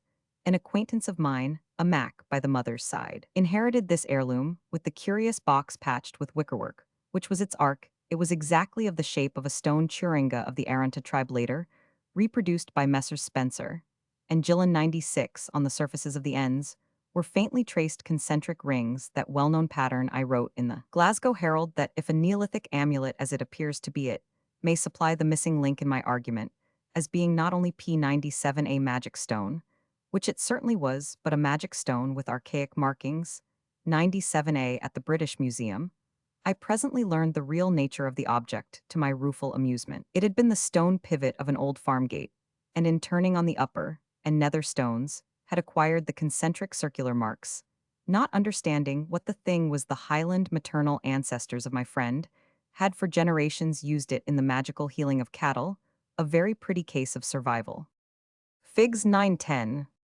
Writing on October 19th, I explained the facts in a letter to the Glasgow Herald, a pseudonymous person, then averred in the same journal that I had recently told its readers that I had found the missing link in the chain that was to bind together the magic stones of the Arunta and the disc's images and blue points of the Clyde Cranach man. Fig 11. I never told any mortal that I had found the missing link. I said that if the stone be Neolithic, it may be the missing link in my argument. Dr. Munro prints the pseudonymous letter with approval, but does not correct the inaccurate statement of the writer. B. Dr. Munro, I need not say, argues with as much candor as P98 courtesy, and the omission of the necessary correction is an oversight. Figs 1213. However, here was a survival of the use of charm stones, and I think that had the stone been uninscribed, as it was accidentally inscribed with concentric circles, by turning in its stone sockets, my friend's Highland ancestors might have been less apt to think it a fairy thing, and use it in cattle healing. I trust that I have now established my parallelisms. The archaic patterns of countries now civilized, and of savage countries, are assuredly parallel. The use of charm stones in civilization and savagery is assuredly parallel. The application to these stones of the archaic patterns by a rude race in Clydesdale familiar with the patterns on rocks in the district has in it nothing a priori improbable. P99 XXV European parallels to the disputed objects. I am not so sure as Dr. Munro is that we have not found small perforated stones, sometimes inscribed with archaic patterns, sometimes plain even in Scotland. I shall later mention other places. For the present, I leave aside the small stone, inscribed with concentric horseshoes and found in a hill fort near Tarbert Kintyre, which a friend already spoken of saw, and of which he drew for me a sketch from memory in country houses. Any intrinsically valueless object of this kind is apt to fall out of sight and be lost beyond recovery. Sir John Evans, however, in his work on ancient stone implements p. 463 1897, writes a pendant consisting of a flat pear-shaped piece of shale, 212 inches long and 2 inches broad, and perforated at the narrow end, was found along with quern stones with concentric P100 circles, and cup-shaped indentations worked in them, stone balls, spindle whorls, and an iron axe head in excavating an underground chamber at the Tappock Torwood, Stirlingshire. One face of this pendant was covered with scratches in a Van Dyked pattern, though of smaller size. This seems to bear some analogy with the flat amulets of schist, of which several have been discovered in Portugal, with one face ornamented in much the same manner. For these examples, Sir John Evans refers to the Transactions of the Ethnological Society, 100a. If by a Van Dyked pattern Sir John means, as I suppose, a pattern of triangles in horizontal lines, such as the Portuguese patterns on stone plaques, then the elements of this form of decoration appear to have been not unfamiliar to the designers of cups and rings. On the cover of a stone cist at Carnwath, we see inscribed concentric rings, and 2 large equilateral triangles, each containing 3 contingent triangles, round a square space, uninscribed 100, be the photograph of the Tapach stone figs. 910 shows that the marks are not of a regular Van Dyked pattern, but are P101 rather scribbles like those on a Portuguese perforated stone, given by Vasconcelos, and on a Canadian stone pendant published by Mr. David Boyle Figs 1213. Sir John Evans does not reject the pear-shaped object of shale, a pendant found in a Scottish site, and associated with querns, and an iron axe and cup, and ring stones. Sir John sees no harm in the pendant. But Dr. Munro rejects a pear-shaped claystone pendant, decorated with cup-shaped indentations, found at Dunbuy 101. It has a perforation near each end, as is common in North American objects of similar nature. See Fig 11. Why should the schist pendant of the Tapach chamber be all right if the claystone pendant of Dunbuy be all wrong? One of them seems to me to have as good a claim to our respectful consideration as the other, and like Sir John Evans, I shall now turn to Portugal in search of similar objects of undisputed authenticity. P. 102, XX via Portuguese and other stone pendants. Roman 1000 Cargilhac, the very eminent French archaeologist, found not in Portugal, but in the Cevennes plaques of slate, sometimes pierced with a hole for suspension, usually smaller than those of the Casa de Mura, not ornamented, yet certainly analogous with these 102. These are also analogous with engraved plaques of schist, found in prehistoric sites of the Rio Negro, some resembling, others identical with those shewn at Lisbon by Carlos Ribeiro. But the Rio Negro objects appear doubtful. 102b. Portugal has many such plaques, some adorned with designs, and some plain. 102c. The late Don Estacio de Vega devotes a chapter to them as P. 103, if they were things peculiar to Portugal in Europe. 103a. When they are decorated, the ornament is usually linear in 2 cases. 103b lines, incised lead to cups. 1 plaque is certainly meant to represent the human form. Roman 1000 Cargilhac holds that all the plaques with a Van Dyked pattern in triangles without faces are none the less des representations stylices de silhouette. Humane 103c. Illustrations give an idea of them. Figs 14, 15, 16. They are more elaborate than the perforated inscribed plaques of shale or schist from Dumbuck. 2 perforated stone plaques from Vlasova, figured by Dr. Munro pp. 78-79, fall into line with other inscribed plaques from Portugal. Of these Russian objects referred to by Dr. Munro, one is his Fig 25, a roughly pear-shaped thing in flint perforated at the thin end. The other is a formless stone plaque, inscribed with across 3 circles not concentric, and other now meaningless scratches. It is not perforated. Dr. Munro does not dispute the genuine character of many strange figurines in flint from Vlasova, though the redoubtable Roman 1000 de Mortalet denounced them as forgeries. They had the misfortune to corroborate P. 104 other Italian finds against which Roman 1000 de Mortalet had a grudge. But Dr. Munro thinks that the 2 plaques of Vlasova may have been made for sale by knavish boys. In that case, the boys fortuitously coincided in their fake with similar plaques of undoubted antiquity, and in some prehistoric Egyptian stones occasionally inscribed with mere wayward scratches. For these reasons, I think the Vlasova plaques as genuine as any other objects from that site, and corroborative, so far, of similar things from Clyde. Figs 14-15. To return to Portugal, Roman 1000 Cargilhac recognizes that the plain plaques of slate from sites in the Cevennes are certainly analogous with the plaques from the Casa de Mura, even when these are elaborately ornamented with Van Dyked and other patterns. I find one published case of a Portuguese plaque with cups and ducks, as at Dumbuck Fig 16. Another example is in Antiguedades Prehistoricas de Andalusia, p. 109-104. However, Dr. Munro leaves the Cevennes Andalusian and Portuguese plaques out of his argument. Roman 1000 Cargilhac, then found inscribed and perforated slate tablets, very common in Portuguese Neolithic sepulchres. The perforated holes P. 105 showed signs of long wear from attachment to something or somebody. One from New Jersey, with 2 holes exactly as in the Dunbuy example, was much akin in ornament to the Portuguese plaques. One of slate was plain as a bit of gas coal with a round hole bored through it, recorded by Dr. Munro from Ashgrove Loch, Crannog. A perforated shale or slate or schist or gas coal plaque, as at Ashgrove Loch, ornamented or plain, is certainly like another shale schist or slate plaque plain, or inscribed, we have shown that these occur in France, Portugal, Russia, America, and Scotland, not to speak of Central Australia. My suggestion is that if the Clyde objects are forged, the forger knew a good deal of archaeologic knew that perforated inscribed plaques of soft mineral occurred in many countries, but he did not slavishly imitate the patterns. By a pleasant coincidence at the moment of writing, comes to me the annual archaeological report, 1904, of the Canadian Bureau of Education, kindly sent by Mr. David Boyle. He remarks as to stone pendants found in Canadian soil, the forms of what we call pendants varied greatly, and were probably made to adapt themselves to the natural shapes of water-worn stones. This is exactly what Dr. Munro says, p. 106, about the small stone objects from the three Clyde stations. The pendants, amulets, and idols appear to have been water-worn pieces of shale or slate before they were perforated, decorated, and polished. Munro, p. 254. The forger may have been guided by the ancient Canadian pendants that man knows everything. Mr. Boyle goes on speaking of the superstitious, still surviving instinct of treasuring such stones. For some unknown reason, many of us exhibit a desire to pick up pebbles, so marked, and examples of the kind are often carried as pocket pieces, obviously for luck.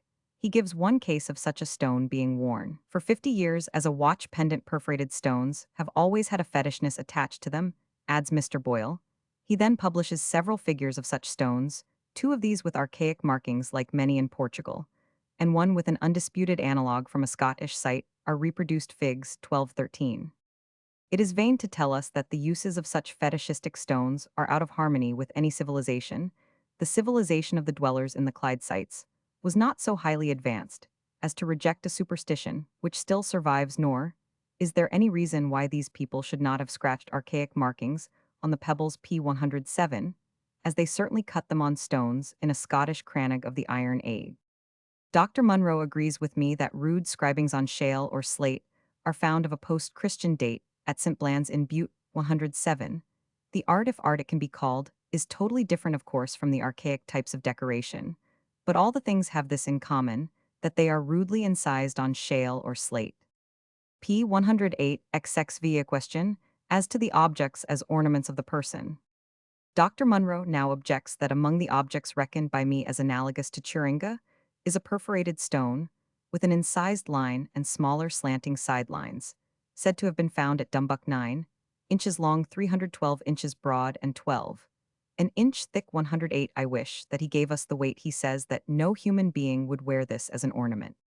No human being wears any Churinga as an ornament. Nobody says that they do. Messrs. Spencer and Gillen, moreover, speak of a long stone Churinga, and of especially large ones made by the mythical first ancestors of the race Churinga, over a foot in length.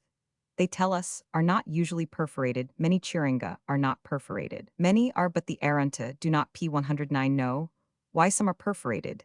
There is a legend that of old men hung up the perforated Churinga on the sacred Nirtanya pole, and so they still have perforated stone Churinga, not usually more than a foot in length. 109.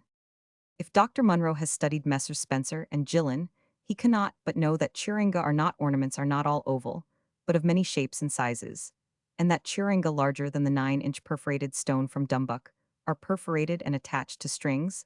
I cannot tell the reason why any better than the Aranta can, and of course I cannot know why the 9-inch stone from Dumbuck, if genuine, was perforated. But what I must admire is the amazing luck or learning of Dr. Munro's supposed impostor. Not being a semi-detached idiot, he must have known that no mortal would sling about his person, as an ornament, a chunk of stone 9 inches long, 312 broad, and 12 an inch thick. Dr. Munro himself insists on the absurdity of supposing that any human being would do such a thing, yet the forger drilled a neat hole, as if for a string for suspension at the apex of the chunk, if he knew before any other human being in England that the Aranta do this very thing. To p. 110, some stone Churinga, though seldom to Churinga over a foot in length hand. If he imitated the Aranta custom, the impostor was a very learned impostor. If he did not know, he was a very lucky rogue, for the Aranta coincide in doing the same thing to great stone Churinga, without being aware of any motive for the performance, as they never suspend Churinga to anything, though they say that their mythical ancestors Roman 999. The impostor was also well aware of the many perforated stones that exist in Scotland, not referred to by Dr. Munro. He perforated some which could not be worn as ornaments. Just as the Aranta do, we shall find that the forger, either by dint of wide erudition, or by a startling set of chance coincidences, keeps on producing objects which are analogous to genuine relics found in many sites of early life. This is what makes the forger so interesting. My theory of the forger is at the opposite pole from the theory of Dr. Munro. He says that in applying these local designs, the worldwide archaic patterns, to unworked splinters of sandstone and pieces of water-worn shale and slate, the manufacturers had evidently not sufficient archaeological knowledge to realize the significance of the fact that they were doing what prehistoric P111 man in this country is never known to have done before 111.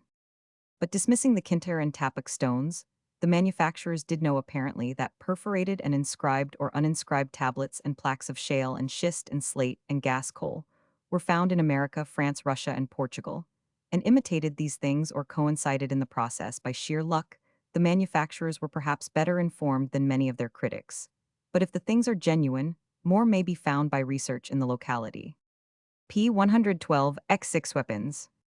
Dr. Munro is less than kind to the forger in the matter of the weapons found at Dunbuy and Dumbuck. They are absolutely worthless as real weapons, he says with perfect truth, for they are made of slate or shale, not of hard stony slate, which many races used to employ for lack of better material.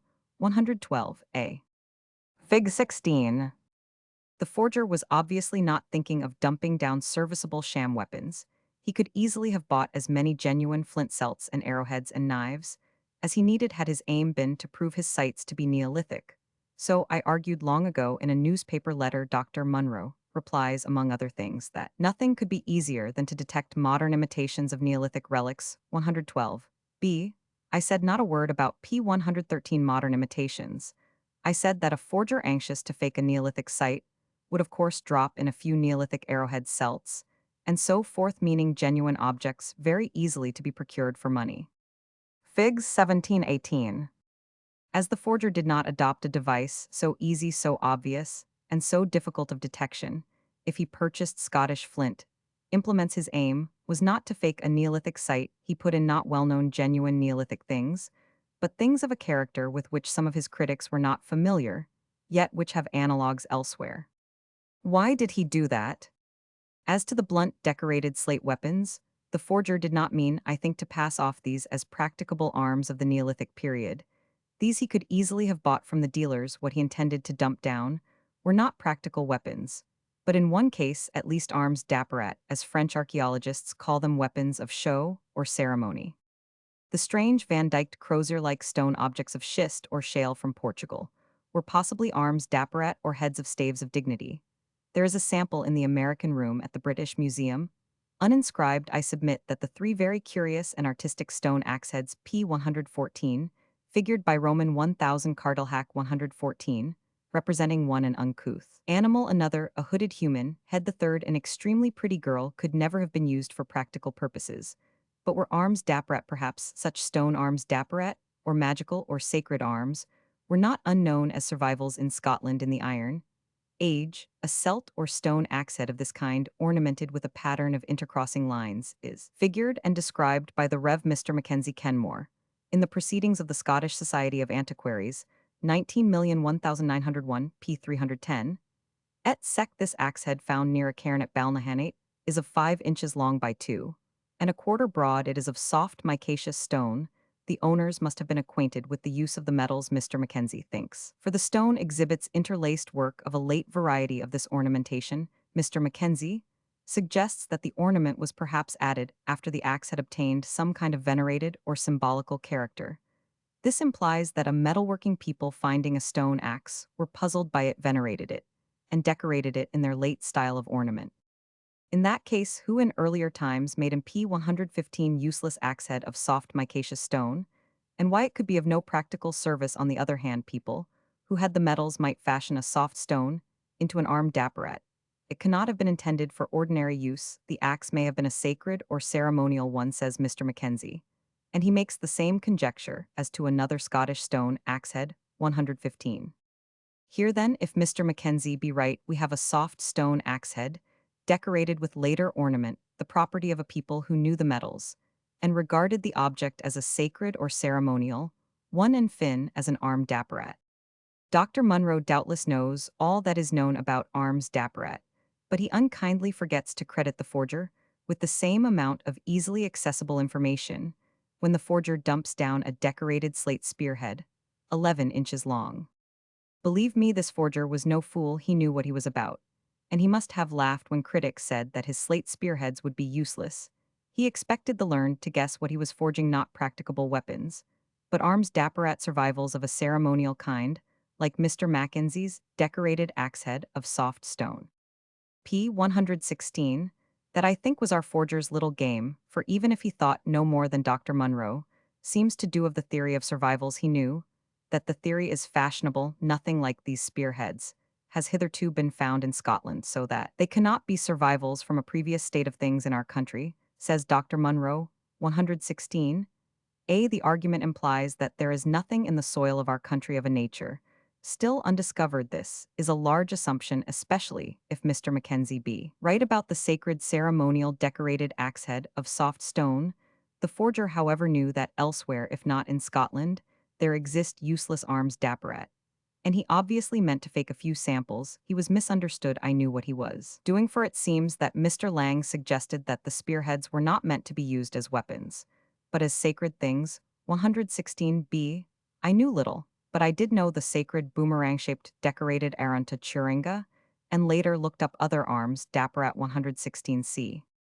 Apparently, I must have coached the forger and told him what kinds of things to fake, but I protest solemnly that I am innocent. He got up the subject for himself, and knew more than many P. 117 of his critics. I had no more to do with the forger than Roman 1000 Salomon Reinich had to do with faking the golden tiara of St. Ephrons bought by the Louvre for 8,000 Roman 1000 Reinach, denies the suave suggestion that he was at the bottom of this imposture. 117. I also am innocent of instructing the Clyde forger. He read books English, French, German, American, Italian, Portuguese, and Spanish. From the Bollettino di Palitnologia Italiana, Vol Roman 11 p. 33 1885 Plate Roman 4. And from Professor Pigorini's article, there he prigged the idea of a huge stone weapon of no use found in a grotto near Verona 117. B. This object is of flint, shaped like a flint arrowhead, is 10 inches and a half in length, and weighs over 312 pounds. Pigorini conjectured that it had some religious signification. Inspired by this arrowhead of Gargantua, the Clyde forger came in with a still longer decorated slate spearhead, weighing, I know not how much. It is here photographed. Figs. 1718. Compare the decoration of 3 parallel horizontal lines with that on the broken Portuguese perforated stone. Figs. 910. Or did the Veronese forger come to Clyde and carry on the business at Dumbuck? P. 118. The man has read widely. Sometimes, however, he may have resorted to sources which, though excellent, are accessible and cheap, like Mr. Haddon's Evolution in Art. Here pp. 7980. The faker could learn all that he needed to know about arms dapperat in the form of stone axeheads, unwieldy and probably quite useless objects found by Mr. Haddon in the chain of isles southeast of New Guinea. Mr. Romilly and Dr. Wyatt Gill attest the existence of similar axes of ceremony. They are not intended for cleaving timber. We see the metamorphosis of a practical object into an unpractical one. 118. The forger thus had sources for his great decorated slate spearhead. The smaller specimens may be sketches for that colossal work. P. 119 XXX figurines. Dr. Munro writes of the carved figurines idols, or totems, 6 in number 4 from Dumbuck 1, from Langbank 119. Now first, nobody knows the purpose of the rude figurines, found in many sites from Japan to Troy, from Russia to the lake dwellings of Europe and in West Africa, where the Negroes used these figurines when found as fetish, knowing nothing of their origin. Man, no. 7 July 1905. Like a figurine of a woman found in the Dumbuck kitchen midden, they are discovered in old Japanese kitchen middens. 119b. The astute forger, knowing that figurines were found in Japanese kitchen middens, knowing it before Y. Kagane published the fact in 1903 p. 120, thought the Dumbuck kitchen midden an appropriate place for a figurine. Dr. Munro, possibly less well informed, regards the bottom of a kitchen midden at Dumbuck as a strange resting place for a goddess. 120a. Now, as to goddess, nobody knows anything. Dr. Schliemann thought that the many figurines of clay in Troy were meant for Hera and Athene. Nobody knows. But every one not wholly ignorant sees the absurdity of speaking of figurines as totems. Of course, the term is not Dr. Munro's. Fig 19. We know not their original meaning, but they occur all over the place in amber on the Baltic coast, with grotesque faces carved in amber in Russia and Finland, and in sites of prehistoric Egypt on slate, and in other materials, such grotesques are common. 120b. Egypt is a great center of the early slate school of art, the things ranging from slate plaques covered with disorderly scratchings, without a conscience, or an aim to highly decorated palettes. There is even a perforated object like the slate crooks of Roman 1000 cartilhac from Portugal, but rather more like the silhouette of a P121 bird 121a, and there are decorative mace heads in soft stone 121 b. Some of the prehistoric figurines of human beings from Egypt are studded with cups, cupules, ecules, or whatever we may be permitted to name them in short early, and rude races turn out much the same set of crude works of art almost everywhere. And the extraordinary thing is not that a few are found in a corner of Britain, but that scarce any have been found. Figs 2021. As to the Russo-Finnish flint figurines, Mr. Abercrombie thinks that these objects may have served as household gods or personal amulets, and Dr. Munro regards Mr. Abercrombie's as the most rational explanation of their meaning and purpose. He speaks of figurines of clay, the most usual material in Carniola, Bosnia, and Transylvania. Idols and amulets were indeed universally used in prehistoric times. 121c. Objects, which come under the same category, occur in various parts of America. Mr. Bruce, 121d, refers to Roman 1000 Renich's vast collection of designs of such figurines. In L. Anthropology, Vol. Roman 5, 1894, thus rude figurines in sites of many stages are very familiar objects. The forger knew it, and P. 122 dumped down a few at Dumbuck. His female figurine photographed in Fig 19 seems to me a very plausible figurine in itself. It does not appear to me unlike anything in any collection in the British Isles, or elsewhere. I mean elsewhere. Dr. Munro admits that it discloses the hand of one not altogether ignorant of art. 122. I add that it discloses the hand of one not at all ignorant of genuine prehistoric figurines representing women. But I know nothing analogous from British sites. Either such things do not exist of which we cannot be certain, or they have escaped discovery and record elsewhere. They are confessedly well known to science, and therefore to the learned forger who nobody can guess why dump them down with the other fraudulent results of his researches. If the figurines be genuine, I suppose that the Clyde folk made them for the same reasons as the other peoples who did so, whatever those reasons may have been, or like the West Africans found them relics of a forgotten age, and treasured them. If their reasons were religious or superstitious, how am I to know what were the theological tenets of the Clyde P. 123 residents? They may have been more or less got at by Christianity in St. Ninian's time, but the influence might well be slight. On the other hand, neither men nor angels can explain why the forger faked his figurines, for which he certainly had a model, at least as regards the female figurine, a widely distributed archaic feminine type of dolly. The forger knew a good deal. Dr. Munro writes that the disputed objects are amusing playthings, sportive productions of idle wags, who inhabited the various sites, seems to be the most recent opinion, which finds acceptance among local antiquaries.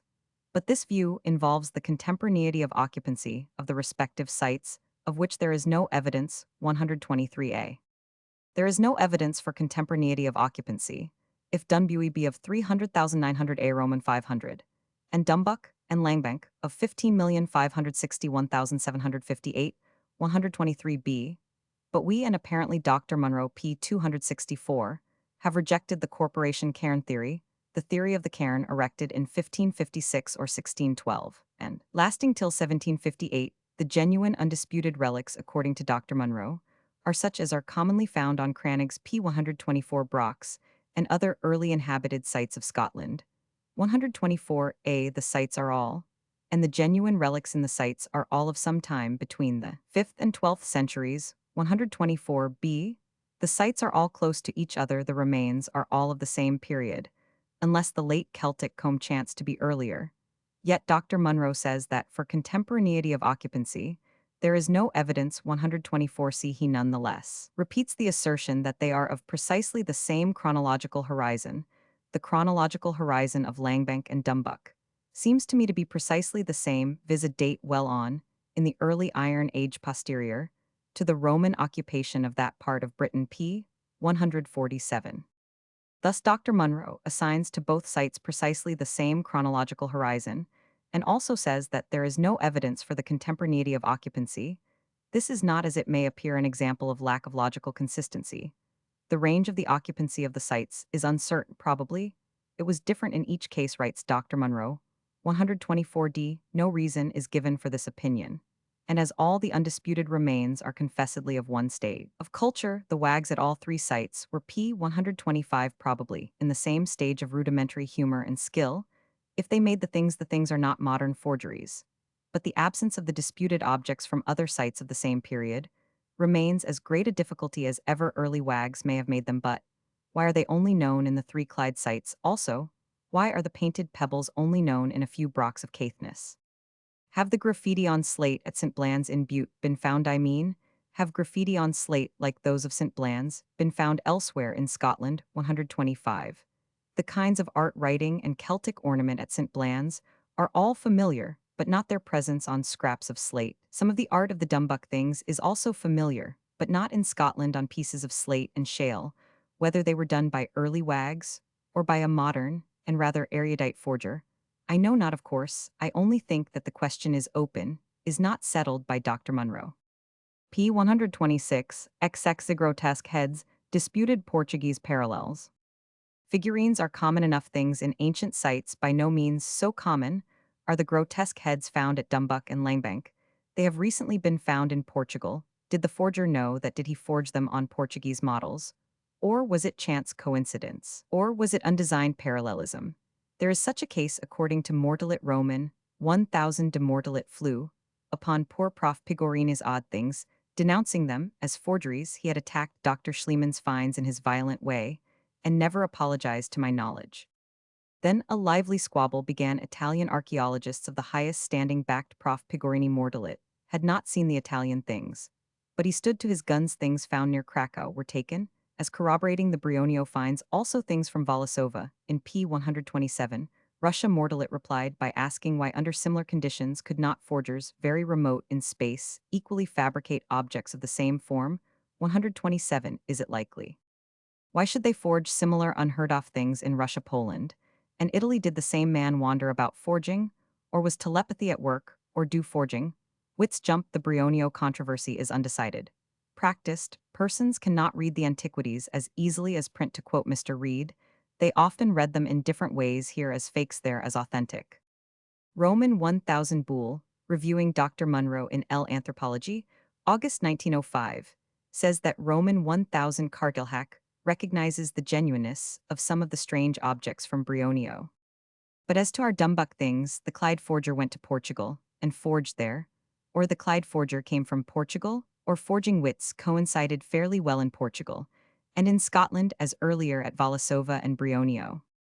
In Portugalia, a Portuguese archaeological magazine edited by Don Ricardo Severe, appeared an article by the Rev. Father José Brenha on the dolmens of Pauco de Aguirre. Father Rafael Rodriguez of that place asked p. 128 Father Brenha to excavate with him in the Christmas holidays of 1894. They published some of their discoveries in magazines, and some of the finds were welcomed by Dr. Late de Vasconcellos in his Religios de Lusitania Vol Roman, 1 p. 341. They dug in the remote and not very cultured Transmontane province, and in one dolmen found objects the most extraordinary possible, says Father Brenha. 128. There were perforated plaques with alphabetic inscriptions, stones engraved with beasts of certain or of dubious species, very fearfully and wonderfully drawn. There were stone figurines of females, as at Dumbuck there were stones with cups and lines connecting the cups, common in many places. And as at Dumbuck there were grotesque heads in stone. See a few examples. Figs 2024. Figures 2021, 24 are cupped or cup and duck stones. 22 is a female figurine. 23 is a heart-shaped charm stone. Fig 22. On all this weighty mass of stone, objects Dr. Munro writes thus.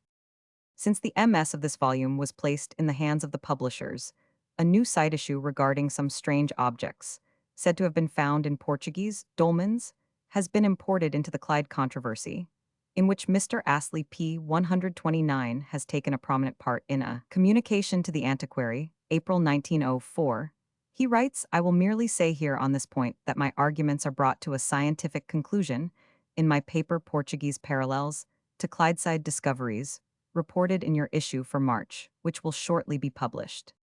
I have seen the article in Portugalia and the published scientific conclusion of Mr. Astley Journal of April and August 1904, and can only say that even had I space to discuss the matter, I would not do so for two reasons. First, because I see no parallelism whatever between the contrasted objects from the Portuguese dolmens and the Clyde ancient sites, beyond the fact that they are both queer things, and secondly, because some of the most eminent European scholars regard the objects described and illustrated in Portugalia as forgeries. The learned director of the Musée de Saint-Germain-Roman 1000 Salomon Rienich thus writes about them, jusque nouvel order s'estadier jusque. Preuve formelle du contraire G consider ces pires sculptes, et graves comme la produit d'une mystification, Jamerise Canader a C sujet l'opinion, des auteurs savants du Portugal, Revue archéologique, 4th S. Vol. Roman 219, 03 p. 431.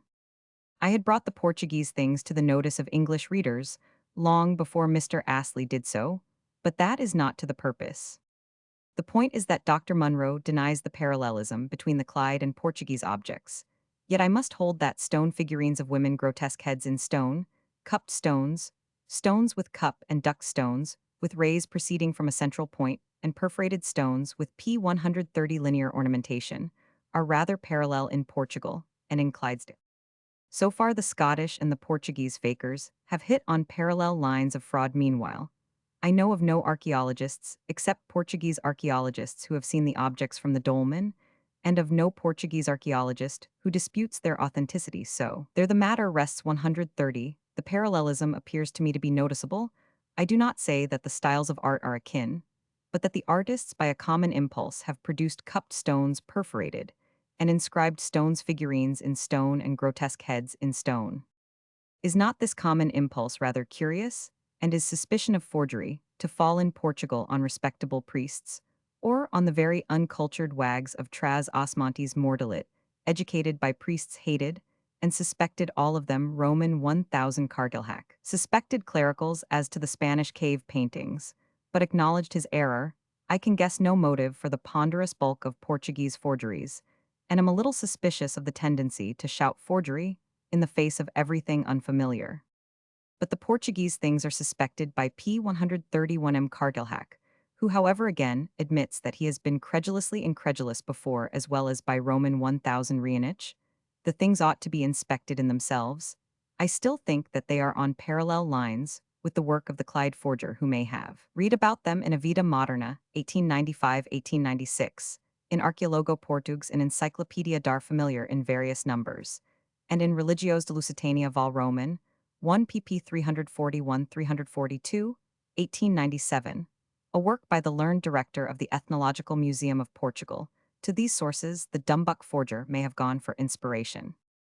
Stated without this elegant irony, my opinion is that the parallelism of the figurines and grotesque stone faces of Villa de Aguirre, and of Clyde rather, tends to suggest the genuineness of both sets of objects. But this opinion, like my opinion about the Australian and other parallelisms, is no argument against Dr. Munro, for he acknowledges none of these parallelisms that point to crucial pointer the various sets of things analogous in character, or not, must be decided for each reader by himself, according to his knowledge, taste, fancy, and bias. P. 132, Exexia disputed objects from Dunbuy. The faker occasionally changes his style. We have seen what slovenly designs in the archaic cup and ring and incomplete circle style he dumped down at Dumbuck.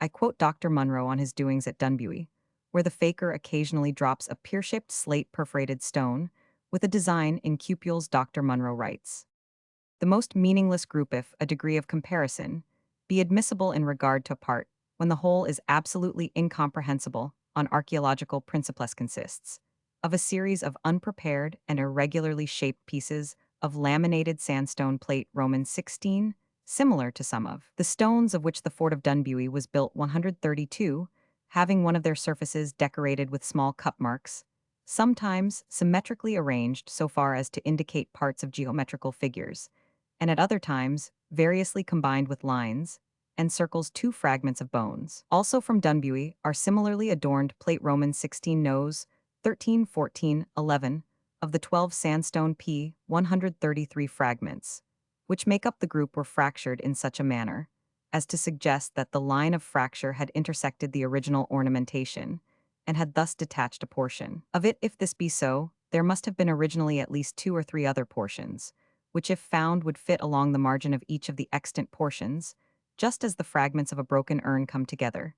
Yet among these decorated stones, not one single bit fits another, nor is any of the designs the counterpart of another, if we suppose that these decorated stones are portions of larger tablets on which the designs were completed. Then either they were broken before being introduced into the debris of the fort, or the designs were intentionally executed in an incomplete state, just as they are now to be seen on the existing natural splinters of stone. The supposition that the occupiers of the fort possessed the original tablets, and that they had been smashed on the premises, is excluded by the significant fact that only one fragment of each tablet has been discovered, for in the breaking up of such tablets, it would be inconceivable, according to the law of chances, that one portion, and only one of each different specimen, would remain, while all the others had disappeared. On the other hand, the hypothesis that the occupiers of the fort carved these designs on the rough and unprepared splinters of stone in the precise manner they now come before us seems to me to involve premeditated deception, for it is difficult to believe that such uncompleted designs could have any other finality of purpose. Looking at these geometrical figures from the point of technique, they do not make a favorable impression in support of their genuineness. The so-called cup marks consist of punctures of 2 or 3 different sizes, so many corresponding to one size, and so many to another. The stiffness of the lines and circles reminds one more of ruler and compass than of the freehand work of prehistoric artists. P-134, the patterns are unprecedented for their strange combinations of art elements. For example, no 9-plate Roman 16 looks as if it were a design for some modern machinery, the main ornament on another fragment of sandstone. No 12 consisting of a cross and circle composed of a series of cupmarls seems to be a completed design. But yet at the corner there are lines which are absolutely meaningless, unless we suppose that they formed part of a more enlarged tablet. Similar remarks apply to nose 3 and 8. Is it really contrary to the law of chances that in some 1200 years of unknown fortunes, no 2 fragments of the same plates of red sandstone, some dozen in number, should be found at Dunbuy? Think of all that may have occurred towards the scattering of fragments of unregarded sandstone, before the rise of soil, hid them all from sight. Where is the smaller portion of the shattered cup and ring-marked sandstone block found in the Lochley crannog? On the other hand, in the same crannog, a hammerstone broken in 2 was found, each half in a different place, as were 2 parts of a figurine at Dumbuck. Where are the arms of the Venus of Milo, vainly sought beside and around the rest of the statue? Where are the lost noses, arms, and legs of thousands of statues? Nobody can guess where they are or how they vanished. Or where are the lost fragments of countless objects in pottery found in old sites? P-135. It was as easy for the forger to work over a whole plaque of sandstone, break it, and bury the pieces as for him to do what he has done. These designs make an unfavorable impression, because some, not all of them, are stiff and regular. The others make an unfavorable impression because they are so laxly executed. For what conceivable purpose did the forger here resort to the aid of compasses, and elsewhere do nothing of the kind? Why should the artist, if an old resident of Dunbuy Fort, not have compasses like the Cairnwhite of Loch Crew? On inspecting the pieces in the museum, the regularity of design seems to me to be much exaggerated in Dr. Munro's figures, by whom drawn we are not informed. As to Dr. Munro's figure 12, it seems to me to aim at a Celtic cross and circle, while part of his figure 3 suggests a crozier, and there is a cross on figure 18, as on a painted pebble from a broch in Caithness.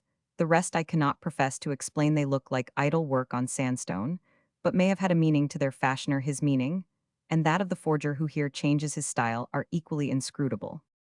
I return to a strange perforated pebble, an intaglio from Dumbuck. Fig. 23. Dr. Munro quotes as to this pebble the P-136 Journal of the British Archaeological Association. In the September number of the journal P-282, we are informed that a slaty spearhead and arrowhead of bone, and a sinker stone were found in the debris inside the canoe in the cavity of a large bone. Says the writer was also got an ornament of a peculiar stone. Digger unearthed it from the deposit at the bottom of the canoe, about 14 feet from the bow, and near to a circular hole cut in the bottom, about 312 inches in diameter. What a funny place to hide a precious ornament, for I take this peculiar stone to be that with the human hand incised on one side, and 3 men rowing in a boat on the other. See plate Roman 15 no 10. Fig 24. Here the place of discovery in the canoe is given with precision, and its place within the cavity of the bone is pronounced by Dr. Munro to be funny, as to the 3 men in a boat, the Rev. Geo. Wilson of Glenluce on Feb. 14, 1887, presented to the Scots antiquaries, a bugle-shaped pendant of black shale or cannel coal 214 inches long with a central groove for suspension on one side of the pendant, was incised a sketch of 2 figures standing up in a boat or canoe with a high prow. The pendant is undisputed, the pebble is disputed, and we know nothing more about the matter. See Fig 25. Fig 25. P 137, XXZ disputable and certainly forged objects. In his judicious remarks to the Society of Antiquaries Proceedings, Roman 34 Dr. Joseph Anderson observed that opinions would probably vary as to certain among the disputed objects. Among these are the inscribed oyster shells. I see nothing a priori improbable in the circumstance that men who incised certain patterns on schist or shale should do so on oyster shells. Paleolithic man did his usual sporting sketches on shells, and there was a vast and varied art of designing on shells among the pre-Columbian natives of North America. 137, we here see the most primitive scratches developing into full-blown Aztec art. If the markings were only on such inscribed shells as molded a hueso, Mr. Bruce tells us when exposed to light and air, I do not. P 138. No, whether the designs were copied before the shells crumbled, these conchological drawings would not trouble us. No modern could make the designs on shells that were hurrying into dust. We have Mr. Bruce's word for these moldering shells, and we have the absolute certainty that such decomposing shells could not be incised by a hand of today, as shale, slate, schist, and sandstone can now be engraved upon fraudulently. But when, as Professor Boyd Dawkins writes, the finds include 2 fresh shells, unmistakable blue points, drilled with perforations or inscribed from Dunbuy, then there are only 2 possible alternatives. They were made by the faker, or they were interpolated into the Dunbuy site by somebody. The forger himself is, I think, far too knowing a man to fake inscriptions on fresh shells. Even if not being a conchologist, he did not know that the oysters were American blue points. I have written in vain if the reader, while believing in the hypothesis of a forger, thinks him such an egregious ass for blue points as non-existent save in America. One rely on Prof. Boyd Dawkins. As the public were allowed to break off and steal the prow of the Dumbuck canoe at P 139, is plain that no guard was placed on the sites. They lay open for months to the interpolations of wags, and I think for my own part that one of them is likely to have introduced the famous blue points. Dr. Munro tells us how a large worked stone, a grotesque head, was foisted through a horizontal hole into the relic bed of his kitchen midden at a lie. It lay under 4 inches of undisturbed black earth, but it had been interpolated there by some lousy tykes of Fife, as the anti-covenanting song calls them. 139. It was rather easier to interpolate blue point oyster shells at Dunbuy. On the other hand, 2 splinters of stone, inserted into a bone, and a tine of deer's horn figured by Dr. Munro among Dumbuck and Dunbuy finds seem to me rather 2 stupid fakes for the regular forger and a trifle too clever for the Sunday holiday maker. These 2 things I do not apologize for or defend. My knowledge of primitive implements is that of a literary man, but for what it is worth, it does not incline me to regard these things as primitive implements. P 140, Excessive conclusion. Explicit, I have tried to show cause why we should not bluntly dismiss the mass of disputed objects as forgeries, but should rest in a balance of judgment, file the objects for reference, and await the results of future excavations. If there be a faker, I hope he appreciates my sympathetic estimate of his knowledge, assiduity, and skill in legerdemain. I am the forger's only friend, and I ask him to come forward and make a clean breast of it, like the young men who hoax the Society for Psychical Research with a faked wraith or phantasm of the living. Let it fully now suffice. The gamble has been shown. It seems to me nearly equally improbable that a forger has been at work on a large scale, and that sets of objects unexampled in our P 141 isle have really turned up in some numbers. But then the Caithness painted pebbles were equally without precedent, yet are undisputed. The proverbial fence seems in these circumstances to be the appropriate perch for science. In fact, a statue of the muse of science might represent her as sitting in contemplation on the fence. The very strong point against authenticity is this: numbers of the disputed objects were found in sites of the early Iron Age. Now, such objects, save for a few samples, are only known, and that in non-British Lanson Neolithic sites, the theory of survival may be thought not to cover the number of the disputed objects.